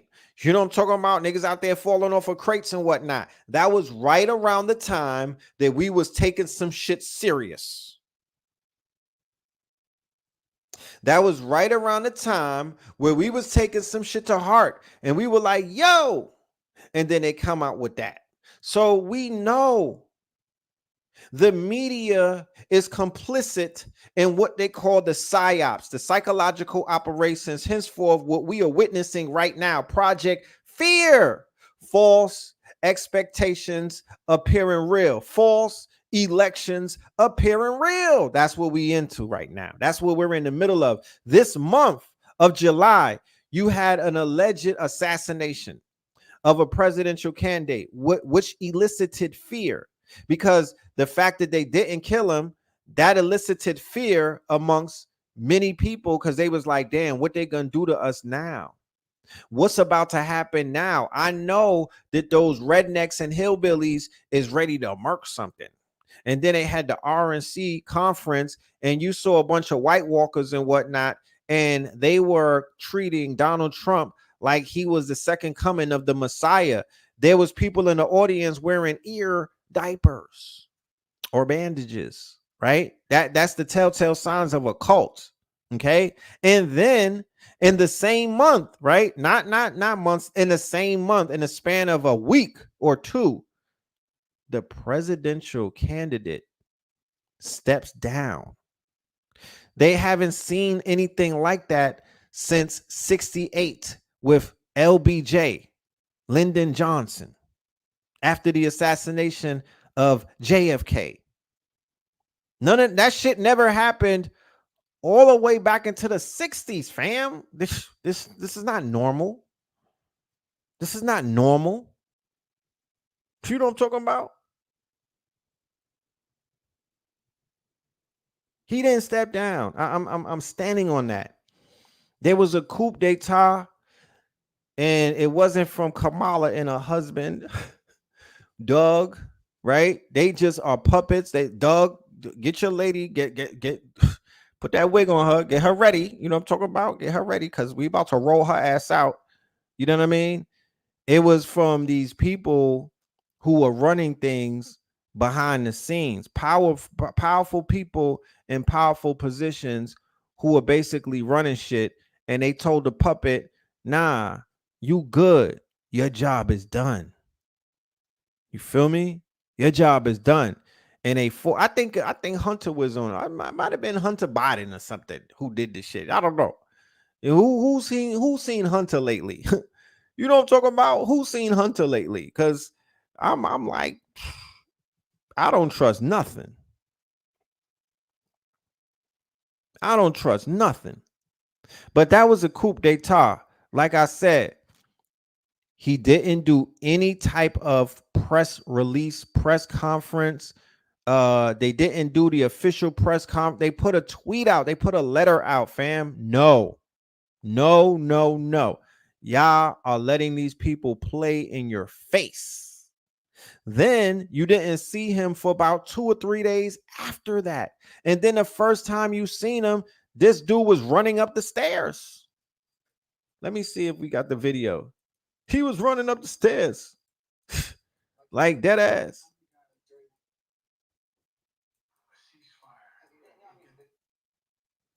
Let me see.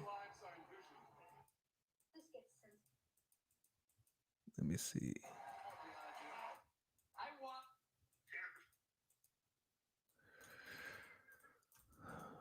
I got the video with him running up the stairs. The first time that they seen him after he allegedly dropped out, this nigga is running up the damn stairs to get on the plane.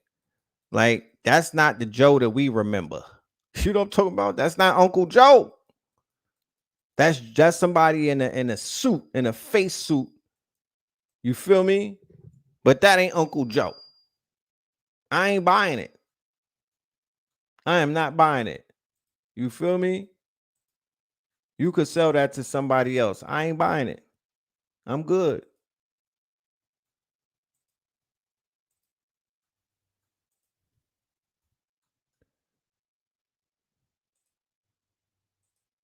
I do not know where that shit is at. Oh, here you go.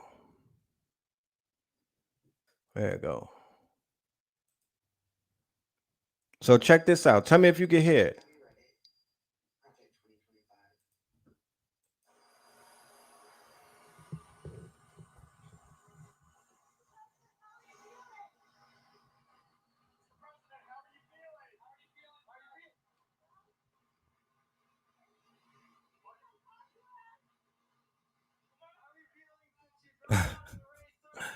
This is him right after COVID, y'all. You know what I'm talking about? He going straight up the stairs, no hunchback. He didn't stop to breathe. No, he didn't need to get his air. This nigga just went straight on the incline. You know what I'm talking about? Like, really, fam? Then he turned around and hit him with the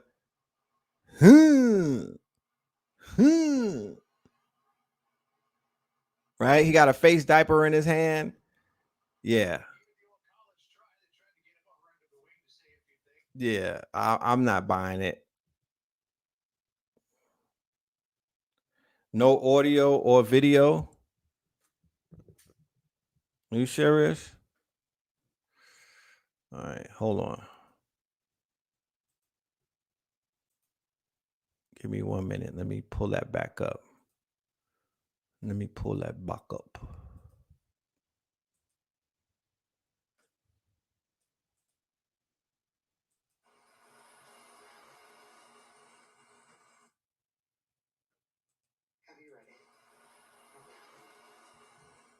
Do you see it now? There you go.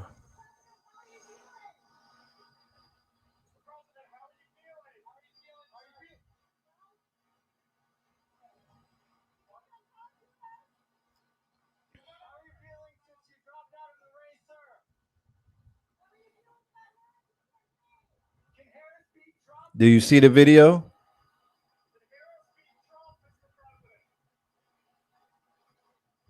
Damn. I wonder what that's about. I don't know. I can't, you know what I mean? I don't know what to say. I don't know what to say, but I was literally watching it, you know? Yeah, well, tomorrow in the lecture you'll see it and all of that. You know what I'm saying? You'll see it and you'll hear it. It's out of my hands. You know what I'm saying? That's the ancestors working. You know what I mean? That's the ancestors working. But the video showed him walking up the stairs to Air Force One. He was in perfect form, perfect shape, back straight, head up. You know what I mean? Looking super healthy and strong. And I'm like, that's not the Joe Biden that, you know what I mean? If you just like you was at the debate half dead, right? Let's think about this.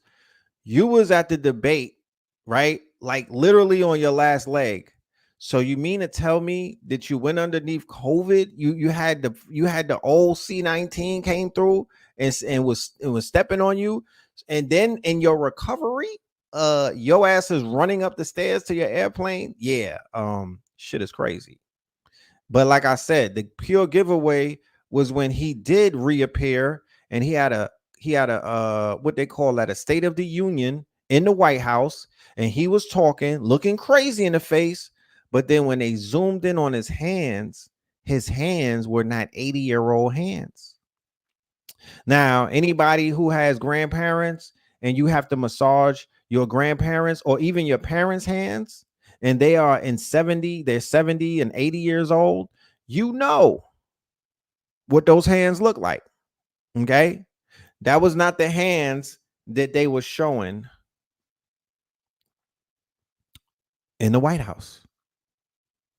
This nigga's hands he was at like 40. His hands looked like a hand model's hands. God damn it. You know what I'm talking about?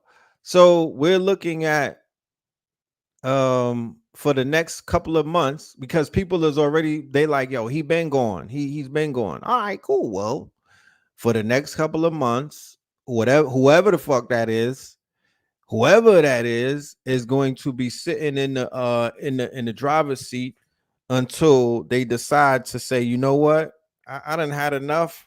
Me and Jill, we're finna go to Bermuda. I'm gonna let Kamala and Doug run the show, because he got it in him to do some shit like that. They can't just do that right now. Like, they just can't do that right now. It's too crazy to do that right now. But he definitely got it in him to hand over the motherfucking keys to the Lexus before this shit is over, to give her a test drive, a taste. Because like I said, I showed you the article. They gave her a taste for 85 minutes in 2021 to be the president. But when it comes to both sides, it's like drill music. The other side has to spin the block. You've been conditioned through drill culture to see shit like this. They're going to spin the block, right? They the ops came through and bust shots at my guy, so we got to bust shots at your guy. So there's still a score to be settled, right, from the red side against the blue. Think about that. So she's not safe. Okay, she's not safe. Moving forward, she is not safe. She's Victoria Newman in the TV show The Boys. I already showed you that. And we know what happened to Victoria Newman in the season finale. Billy the Butcher got her ass. So, be very mindful that these people are out here playing big games, right? Big games. And then Trump said in his he said to whatchamacallit, he said yesterday when he was addressing a group of Christians, he was like, you know what? I just need y'all to vote for me for 4 more years. And after that, you won't have to worry about voting no more. We got this. Then he had to remind them, I'm not a Christian. I'm not a Christian. Because people are under the assumption because the Christians are like believing in him and they're Team Trump, that somehow he has to perform for the Christians. And I'm here to let you know, no, that's not how it works. He don't gotta perform for them. He doesn't owe them anything. He knows that they need him. He's a part of Revelations. He's a part of that fake ass holy book. They need him to make that fake book real. What do you mean, Red Pill? What I mean is that the evangelical Christians and all of these fake ass and the Antichrist, the people who are considered to be the Antichrist, they have been utilizing that book to back up all of their quote unquote exploits. Get out and vote just this time. You won't have to do it anymore. 4 more years, you know what? It'll be fixed. It'll be fine. You won't have to vote anymore, my beautiful Christians. I love you, Christians. I'm a Christian. I love you. Get out. You got to get out and vote. In 4 years, you don't have to vote again. We'll have it fixed so good you're not going to have to vote. It's just getting started, y'all. I promise you, it's just getting started, right? These Christians that he's talking to, when the sister said, I rebuke you in the name of Jesus, they don't pray to the same Jesus. Again, Christians, get out and vote just this time. You won't have to do it anymore. 4 more years, you know what? It'll be fixed. It'll be fine. You won't have to vote anymore, my beautiful Christians. I love you, Christians. I'm a Christian. I love you. Get out. You got to get out and vote. In 4 years, you don't have to vote again. We'll have it fixed so good you're not going to have to vote. Yo, you got to laugh at shit like that. Because if you don't, I laugh to keep from crying. It's hilarious. Oh my gosh, what if Donald Trump and Joe Biden are the victim of the same attempted coup? And I'm not kidding. This is going to take a minute, so sit down, grab a drink, and let's do this. So obviously we all know what happened to Donald Trump 9 days ago, so we won't go into that. But the interesting part of that is it happened right before the party's convention. Why is that interesting? Because a candidate doesn't officially become the party's nominee until they go through the parliamentary procedures at that convention. That's when it's kind of locked in and legal, right? So set that aside. And then Joe Biden decides that he's going to announce that he's not going to seek the party's nomination. Now, when did he do this? Before the convention. And some people would say, well, obviously, Josh, he's going to say it before the convention. That way he's, smart, wise, and benevolent. He can allow time for the party to figure out who they're going to nominate, which kind of makes sense unless you've been paying attention. But either way, it was prior to the nomination. Now, what's interesting to me, the first thing that popped up, is how these two things that are very rare, we haven't had in a an attempted assassination on a president or former president since Ronald Reagan in the 80s, and we haven't had an incumbent president not seek re-election since LBJ, ironically after the assassination of JFK. But whatever, that just got a little bit weirder if you think about it, but whatever. So either way, odd. And even odder still is that both of these odd things happen within a week of each other. Now, let's continue down this path. Why is the Joe Biden resignation, or not resignation, why is the Joe Biden not seeking the nomination so weird and odd? Well, because of the manner in which it happened, right? I mean, you have a letter that he put out on social media, and the White House staff did not know he was about to do this. So he puts this message out there on social media that says he's resigning. He did not address the nation. He did not tell the party. He did not, tell his insider. Like, it just came literally out of nowhere. Hey, I'm not going to seek the party's nomination. He didn't put it even on letterhead. And somebody could say, well, he shouldn't put it on White House letterhead. Then it would make it look like a sitting president is resigning, and that's not what he's doing. Yeah, but there's also from the private desk of Joe Biden letterhead. And he didn't put it on that either. Not only that, a bunch of people on the left are whispering in my ear saying, Josh, look at the signatures, they don't match. And I thought, oh, you bunch of crazy conspiracy theorists. So I went and looked at the signatures. They don't match. They're kind of close, but one looks like an S at the end, and you'll see it. Just Google it. But it gets even weirder still, because it's not necessarily that Joe Biden is deciding not to seek the party's nomination. It's the fact that 24 hours ago, or I guess at this point, 36 hours ago, he told us he is going to seek it. He said, don't believe rumors that I'm not going to go for it. I'm in it to win it, baby. We're here all the way, blah, blah, blah, blah, blah. And at that same time, the party players, both inside the party itself and then the media incumbents, the people who are annually just covering this sort of crap, right? The talking heads that don't seem to go away.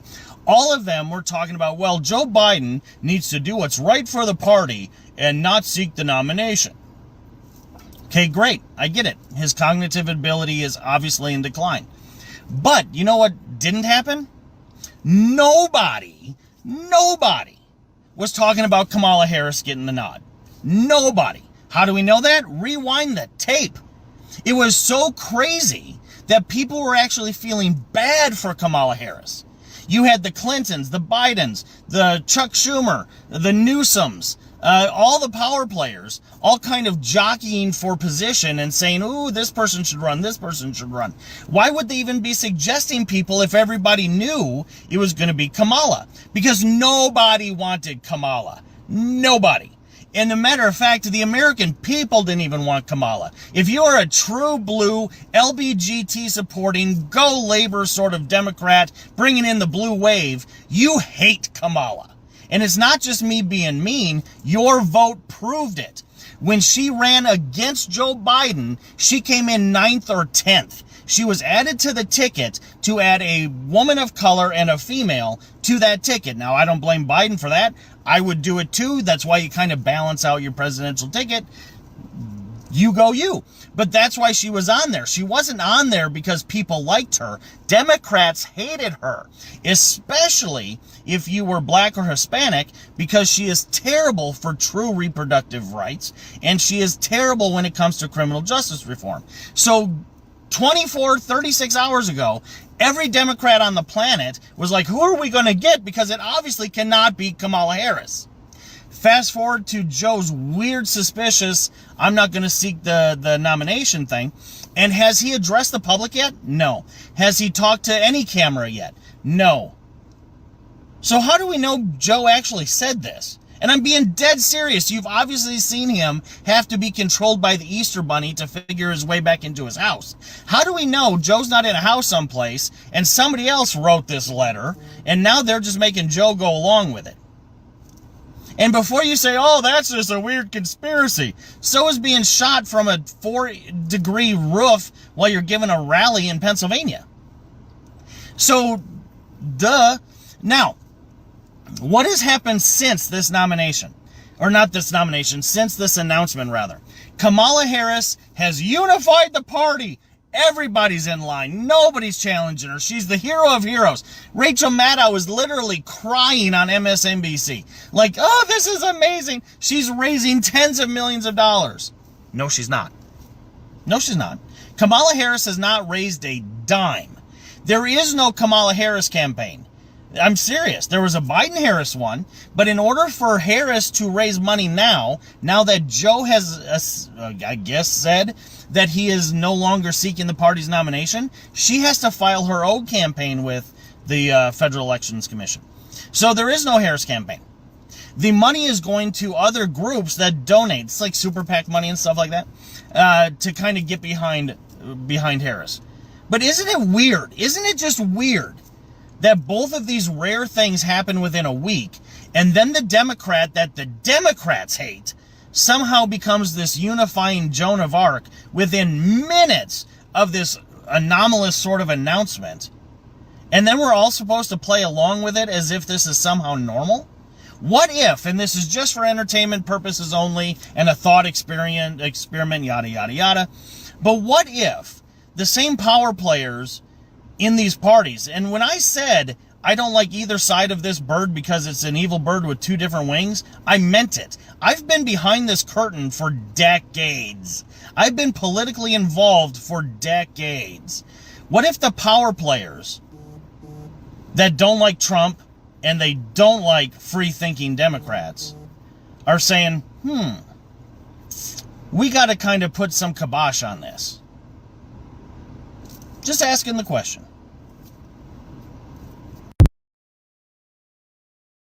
Bloop, bloop. So somebody said something about, yeah, she is raising money. I don't know what he's talking about. All right, well, allegedly, it looks like that video was made right after they made the announcement. And it has already been proven that that money, that all of those millions that they said that was for her, was really Biden's money that the donors were holding up because they wanted him to drop out, right? So there's no real way to prove that they raised all of that money for her in 24 hours. They just, once again, when you control the media, when you control the narrative, you could throw anything out there. And what that will do is to make people who was never thinking about contributing to her and was never on that wave and did not think that she was a contender. That's what propaganda is about. That's how propaganda works. Propaganda is to say, yo, 44,000 women was on a Zoom and they raised 81 million in 36 hours. She's the new wave. It's all about her. And then boom, people are followers. They get on bandwagons. They follow the leader. They follow the wave. They ride the wave. So it's mad wave riders out here. It's not real love. That's what this whole conversation was about, the fact that it was not real love from the gate. Nobody loves that woman. Okay. This is about personal vendettas. This is about people looking out and saying, you know what? We finna get behind this woman because this is gonna be we taking the White House. This is a fucking Debo. We taking the White House. The AKAs. You know what I'm talking about? Melanated women, the LBGTs in them. They like, we taking this shit. You know what I mean?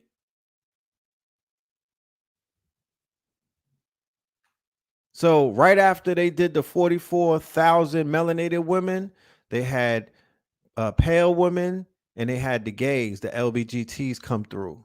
So this Last Supper at the Olympics, right? Notice he's blue, right? Notice the naked man is blue while they're making a mockery of the Christians' Last Supper. I'm not religious, so this doesn't bother me. It's just, to me, it's satire and comedy. It's like, it looks like Saturday Night Live skit.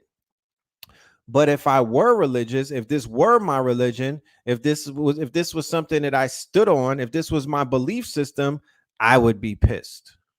I would be pissed. They had a woman with a fucking beard on, bro. Dead ass. They had a whole woman with a beard on playing around. Let me see if we could see the video if I could pull it up. But this is who is coming to, this is who the left represents. This is who the left champions. This is who the left is bringing into the White House. They're already there in the White House. They just want to continue. They want to continue this situation. They want to continue what they've been doing. So that be the quagmire. You know what I mean? Like people such as myself be like, I don't got nothing to do with this shit. I'm sitting out. I'm gonna just report on it. But it's like you still find yourself at the table saying, God damn it, they making this shit hard to just ignore. Like, I don't want to see them people continue to win. I don't want, you know what I mean? But then I don't want to see the rednecks and the Project 2025 Christian Nationals, because I know that they about to go crazy. You know what I mean? And I don't think that I want to see that. So it is indeed a quagmire right now. Olympics opening ceremony. These niggas had the whole pale white horse on the water. They got Snoop Dogg with the torch. Like, what? Snoop Dogg? Is this what you think about us? You niggas brought Snoop Dogg to the Olympics? To do what? They smoking in France? Like, Beyonce is outside. You feel me? She got on a damn bathing suit and she's not a swimmer. Why? Why is Beyonce in a bathing suit and she's not a swimmer? I'm trying to understand this shit, man. It's confusing sometimes. They got Lady Gaga. Feel me? They just bringing out all of RuPaul, or the RuPaul, the RuPauling of the goddamn Olympics. Celine Dion looking crazy. The hell? Shit gonna be crazy, man. I don't know.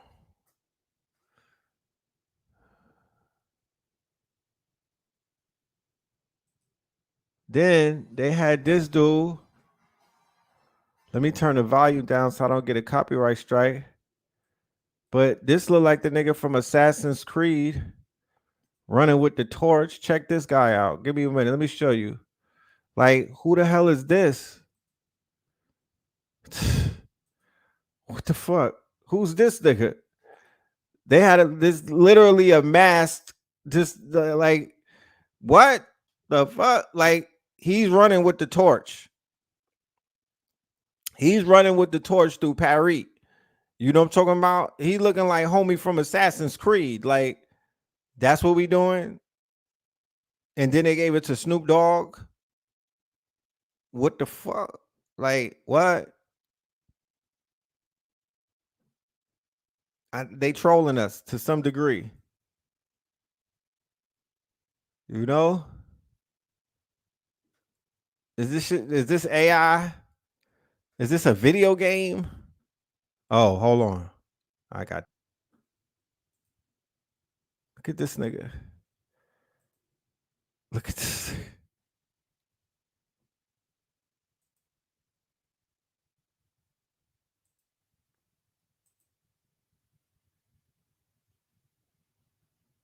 He's running through the Louvre. He's in a hot air balloon. I'm glad I don't watch TV no more, because this is a crock of shit. Widow time. But that's what's going on over there. That's what's going on over there. We'll keep our eyes open because it's gonna be a lot of weirdness going on. Yeah, man. Let's pull up Snoop Doggy Dogg with the damn flame. Let's see Snoop Doggy Dogg. What is Snoop doing in Paris? No disrespect to Snoop and whatnot, but come on, fam.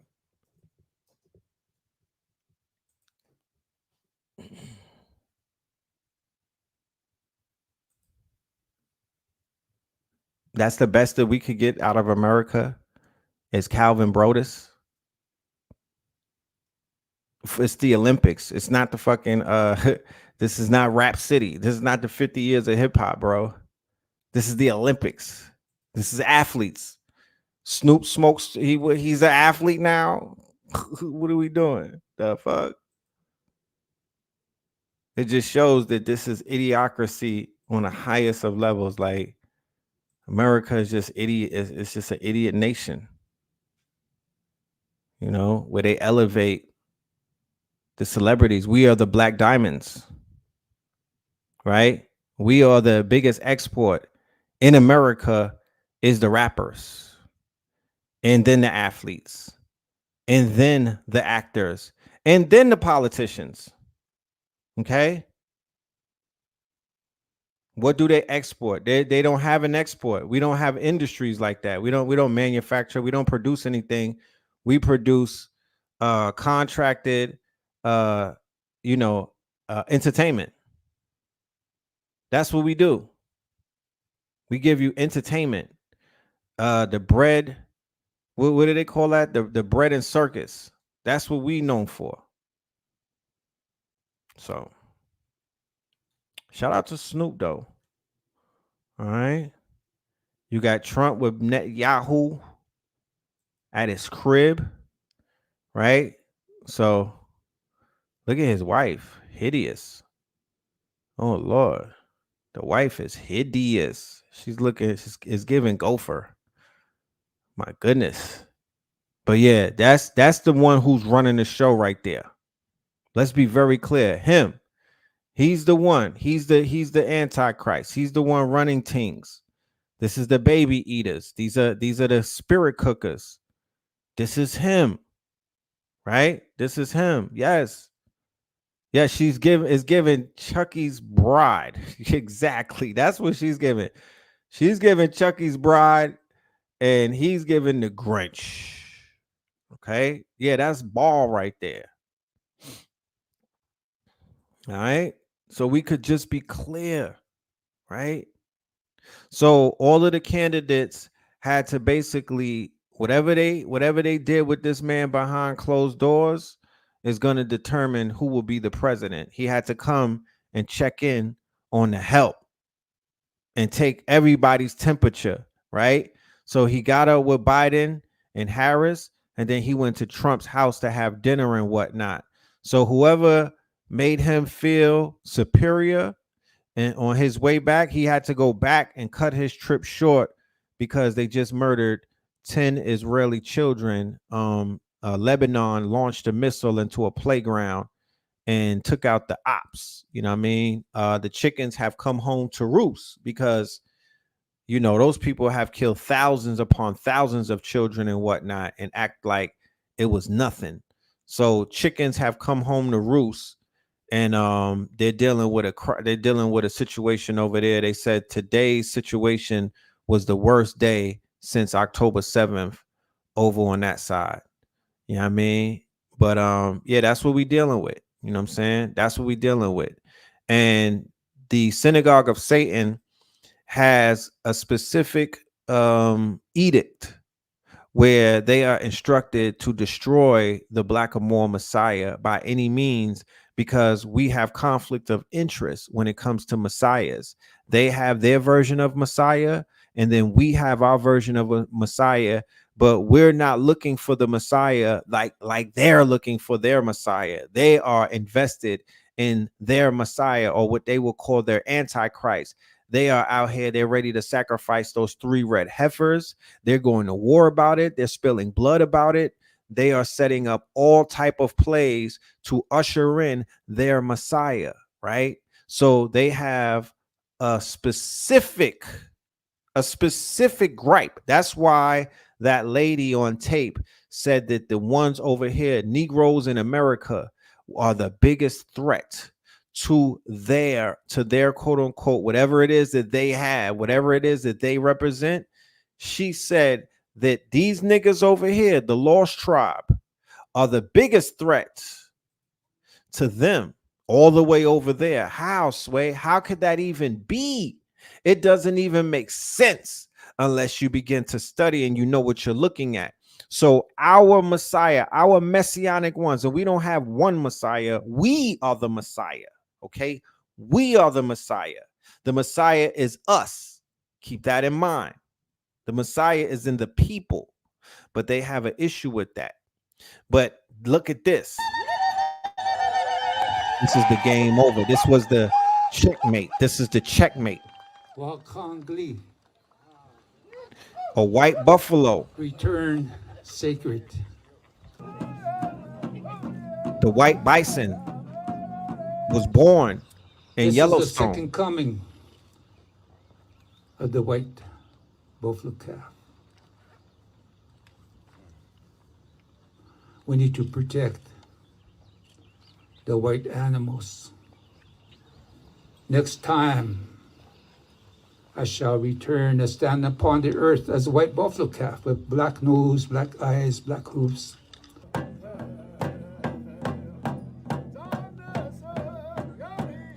So unbeknownst to brothers and sisters in America, because unfortunately we do not, they don't give us the mythology in the Americas. They don't give us the mythos.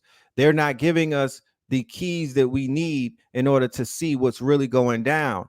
But fortunately enough, you have those amongst us that study shit like this.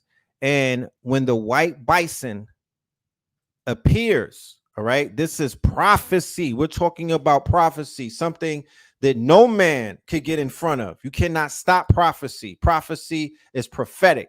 And when it shows up, then it's there. Okay. So at the same time, when they're getting ready to sacrifice the 3 red heifers in Israel, right, inside of the Al-Aqsa Mosque and whatnot, while they are maneuvering to make that play. And once they make that play, y'all, World War III. World War III. It's no other way around that. It's not me saying it. Watch and see. You'll see. It, just take my word for it. That's the beginning of it all. Because once again, separation of church and state, nah, they're not doing that. This is no separation of church and state. The church is running shit, and they're utilizing the state, okay, as a front. But this is all about the Holy See. This is all about the quote unquote Jesuits. This is all about Christendom. This is all about Dums de Veris, like Taj Tariq is talking about, okay? Intercatera Divina. That's what we're dealing with. That's what it's dealing with. So the fact that the white bison is back, that means that the Messiah, and that means that the times that has been spoken of and written about for thousands of years is upon us. And that is a good thing for those of us who are working, who are moving and walking in the righteous path. Those of us that are tapped into a certain type of spirit and we're standing on something, we're standing on the shoulders of our ancestors. We know that what these times are. We're not offended by it. We're not afraid of it. We're not intimidated by it. We actually wake up every day and say, bring it on. Keep this shit going, because it is a cycle, right? And this cycle that we're in is a cycle that has repeated itself before many times over. So there's nothing to be afraid of. There's nothing to be intimidated by. It is prophetic. It is prophesied. It was written. Okay. Yes, God's children will always prevail. That is a fact. That is a fact. That is a fact. So do not allow any of these things to throw you off of your square. Stay on your Sarata Mustaqim. Stay on your deen. Stay on your deen. Okay? Stay on your deen, bro. Because that's really the only thing that's going to unbalance this shit. Is we need more people to get on their deen. Do not shift and do not drift over into the side that you see laying on this goddamn table right here. Don't become a nigga in Paris. Okay? Don't become a nigga in Paris. Become a naga in Paris. If anything, don't become a nigga in Paris, because niggas in Paris is going to be eating at this table. Okay? Don't be him or her. Okay? Let's go to this quick commercial. With the chains off, no compliance. This is for Fear of a BlackaMoor Messiah. With the chains off, no compliance. Rise from the ashes like a phoenix. Revolutions in the fire.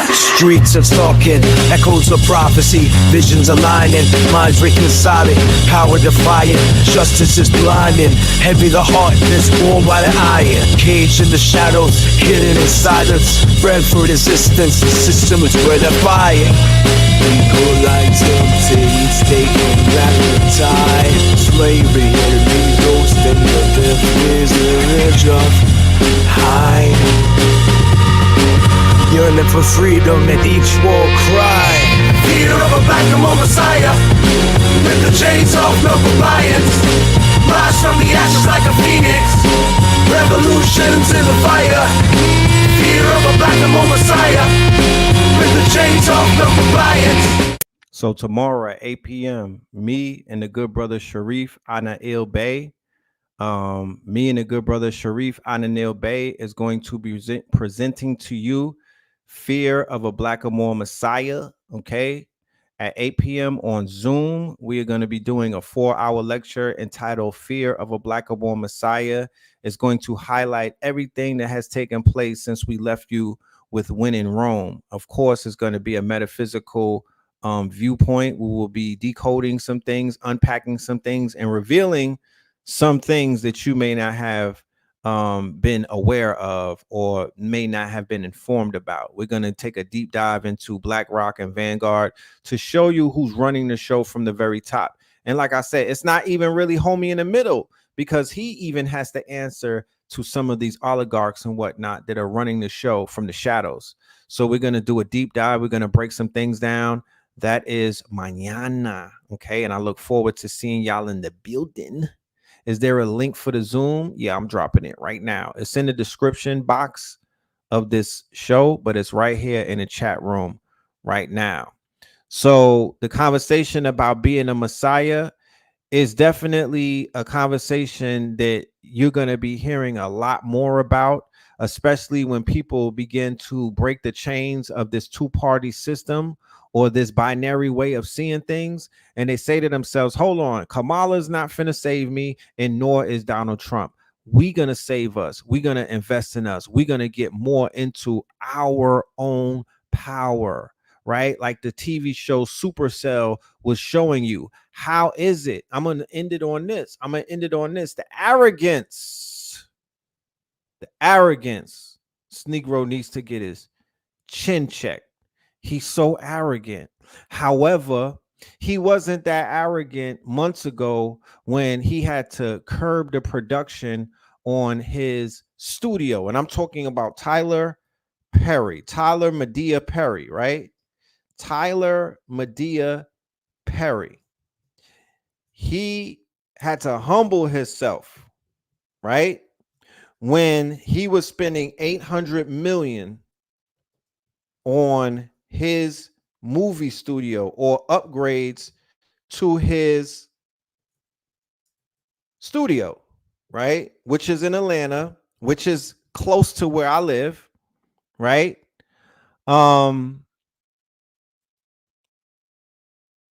He was embarrassed. He got embarrassed.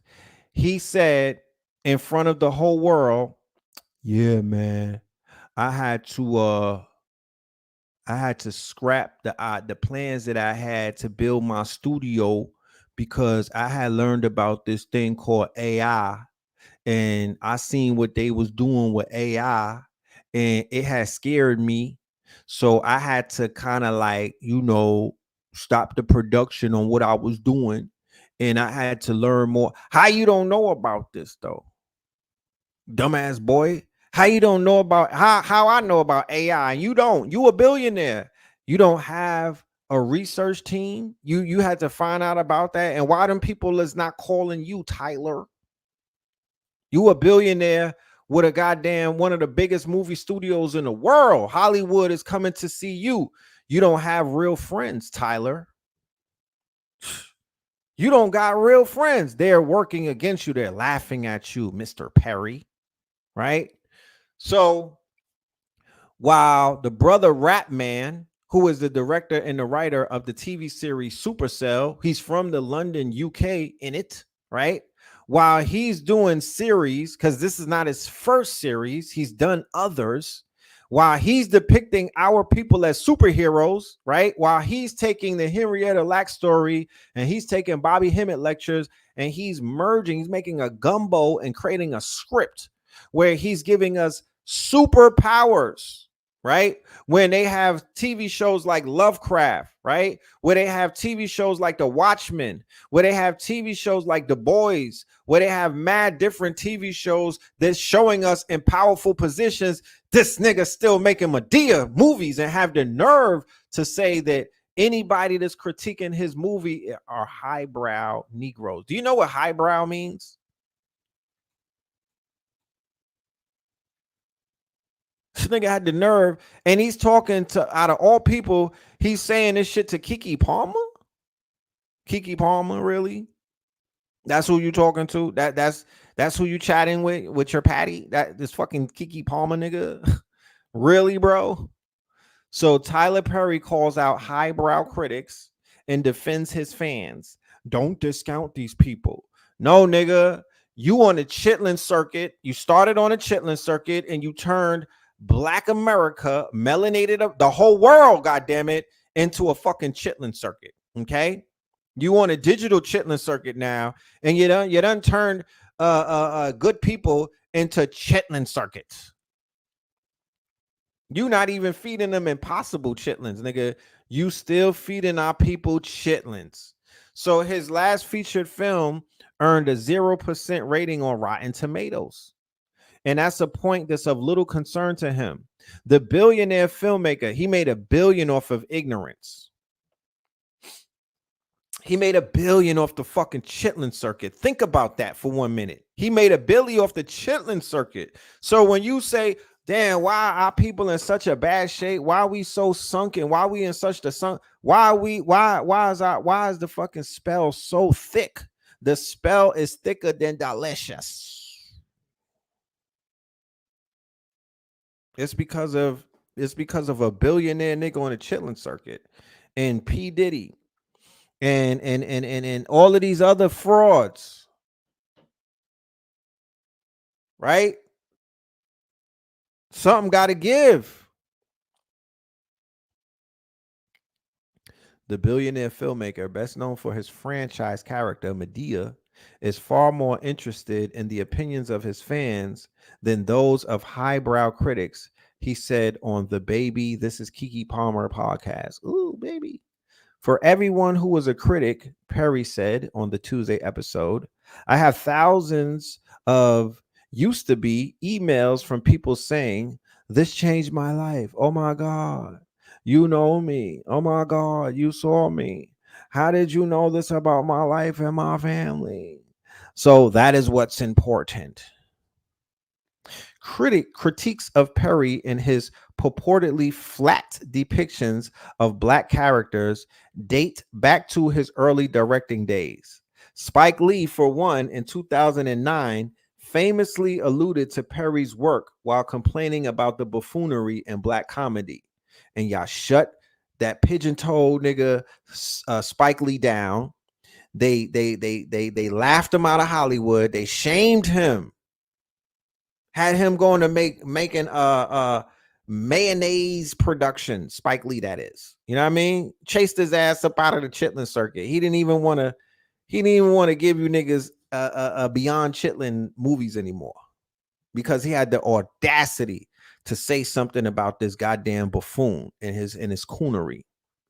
And then he shut down the Boondocks for dissing him. More recently, playwright Michael R. Jackson took his turn swinging at the movie mogul in his metafictional musical A Strange Loop. In The Number, Tyler Perry writes real life. Jackson's protagonist, a Broadway usher who dreams of being a writer, denounces Perry's au revoir. The crap he puts on stage, film, and TV makes my bile want to rise. So we don't got to keep going. We know what this is. You know what I mean? A highbrow Negro translation is a nigga that thinks. Remember, I was going earlier in the show, I was talking about hip hop journalism, right? Real journalism versus podcasters and personalities. Like podcasters is a fucking cancer right now. You understand? It was a good thing when it first popped off, but it's a goddamn cancer. Everybody got a microphone and Wi-Fi, and they got a goddamn podcast, and half of those people don't even have interest in content. Okay, so while people like Rapman are making movies about us being superheroes, Tyler Perry is in Atlanta with all of this property, all of this quote unquote, all of these resources, and all he's doing is giving you the same movie over and over and over and over and over again. So highbrow critical thinking would be the journalists that I'm talking about don't exist anymore. That's highbrow. Journalists who will write a thought piece on that piece of shit that he just put out. That's what he wants to avoid. BET, VH1, Zeus Network, and all of these people like the Breakfast Club and all of these woke outposts, they benefit off of lowbrow society, dumbed down society, and individuals who just do reaction videos. That's the shit that they want. That's the world that they would rather have.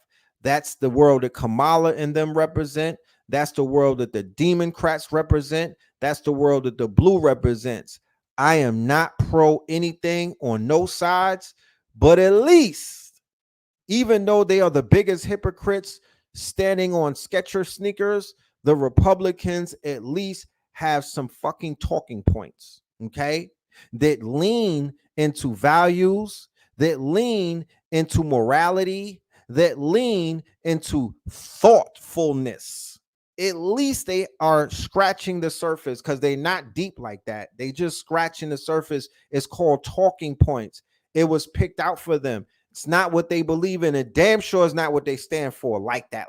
That's their character, costume, mask. That's what that represents, right? Because we know that on a Republican side, they're like, yo, this is about family values and old Christian values, and they the biggest blades out. They bigger than they the biggest blades on the blade. Okay, they the biggest wife beaters. They the biggest cheaters. They the biggest cokeheads alive.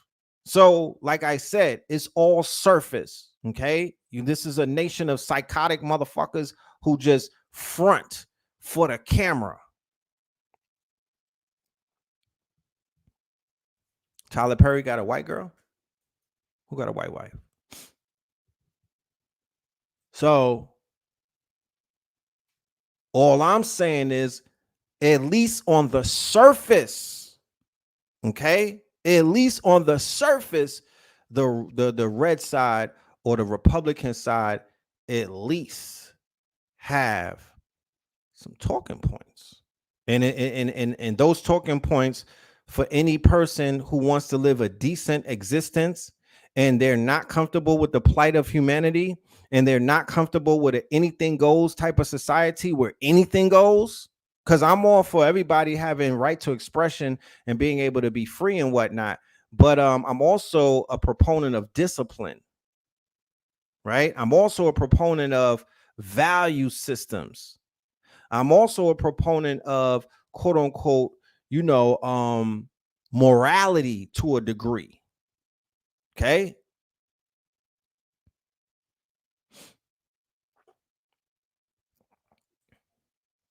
You thought Tyler would have married a man? Yeah, he's not ready to pop out and show niggas. You know what I'm talking about? He's not ready to pop out and show niggas. You know? So it is what it is, you know? But we finna have fun tomorrow. You're gonna get the good brother Sharif, Anael Bay. You know, he's making his rounds in the community. He's popping out and showing people he was part of this classic right here. I think we had like 17,000 on this episode. The shit went viral based off of my channel analytics, because you know this is a build-up channel. This is a small channel. We made 10,000 subscribers. Woo woo! Let's let the bomb off. To this day, 10,000 on something, you know what I mean? We'll be at 100 real soon. You know what I'm saying? We'll be at 100 real soon. You dig? And we just building these things up from the ground up, like I said. But the good brother Sharif is going to be with me tomorrow, and we're going to handle the business. And I look forward to seeing all of the KT aliens in the building. We're going to wrap this whole thing up and put it in the bag, you know what I mean? And get y'all right, you know what I'm saying? Because we have to break the spell of fear. We have to break the spell of fear. We have to break the spell of fear. Don't let it hold you. Don't let it grip you. Don't let it control you. Don't let it have any type of accountability over your existence. Do not allow it to. I'm just saying. You would fear better like that. You would feel better like that. You feel me? That's just my humble opinion. What if I lived in fear? I wouldn't be able to do these shows, yo. If I lived in fear, if I paid attention to who don't like me, if I paid attention to who is after me, if I paid attention to my enemies, I would not be able to wake up. I would stay in the bed all day. You know what I'm talking about? Nigga, under the covers. My teeth would be shattering. I would, my damn, you would hear my hand shaking as I hold the mic.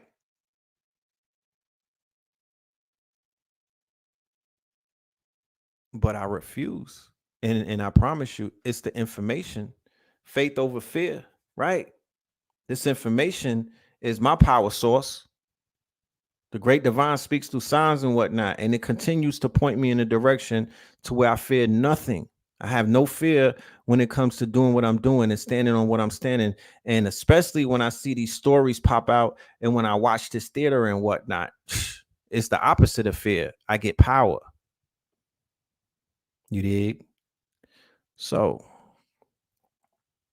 I want you to tap into your power. You feel me? I want you to discover your power. I want you to be able to tap into it. And I want you to affirm, you know, that you fear nothing. You know what I'm saying? Because there's nothing to fear but fear itself. That's right. Fear means false evidence appearing real. It means a few things, but that's one of them. So with that being said, ladies and gentlemen, I am going to conclude the show for tonight. We may get a sacrilegious Sundays before we get on live. Who knows? It depends. It just depends. You know what I'm saying? It just depends. Oh, Spike Lee has a blondie woman. No, Spike Lee don't got no Pecker Wood. Don't do that. He just got a high yellow. He don't got no Pecker Wood. Don't do that to Spike. For real. That's who y'all was saying. How to was it Spike or Tyler Perry? Who got the snow bunny? You know? But yeah, the fear thing is a op. It's a psyop. Let's just pay attention to how they have social media timeline right now. It's drowning in fear. The Sandra Massey video, that was all fear.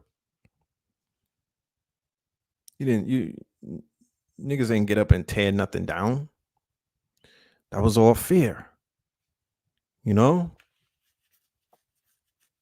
So they're gonna make our women mobilize out of fear after watching that sister get her face, you know, get sacrificed.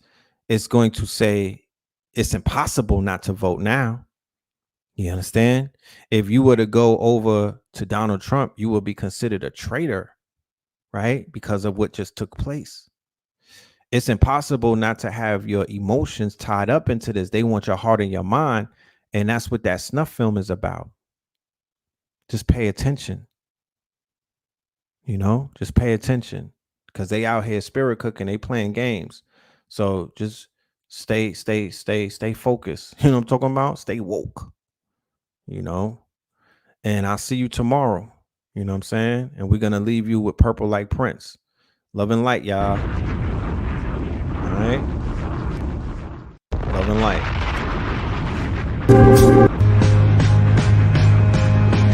Brand new purple light,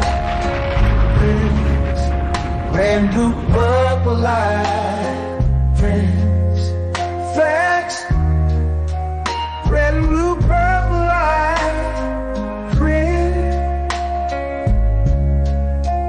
red and blue, purple light, friends, facts. Get to know the ledger, sacrilegious Sunday to melanin Monday. You can get to know the ledger. Pull up, pull up. Brand new purple light, brand new purple light, friends, facts, brand new purple light, friends, red and blue, purple light, friends, facts. Hey. You can get to know the ledger, sacrilegious Sunday to melanin Monday. For the aunties and the unks out there. My love, just open your third eye Thursday. Lord, the food, the art, the clothes, the Vatican's getting exposed fast. We put the show on the road. You better stay on your toes. I was till the land focused on the ego. Then I opened my heart, let go of the ego. Grand after grand, we stacking up these C notes. Facts, facts, yeah. We gon' put this shit on our backs. Facts, facts. We in your city, pull up where we at. Facts, peace, love and light. Peace, love to the family. Peace, love and light to the family. Peace, love and light to the family. These days and time, black man, is going to be the time that you have been waiting for. You came here for a reason. Whatever pressure, whatever adversity, whatever the fuck you feel, I don't know what you feel, but whatever you may be feeling is going to push you, and it's going to provoke you, and it's either going to make you or break you, similar to how pressure busts pipes or the shit makes diamonds.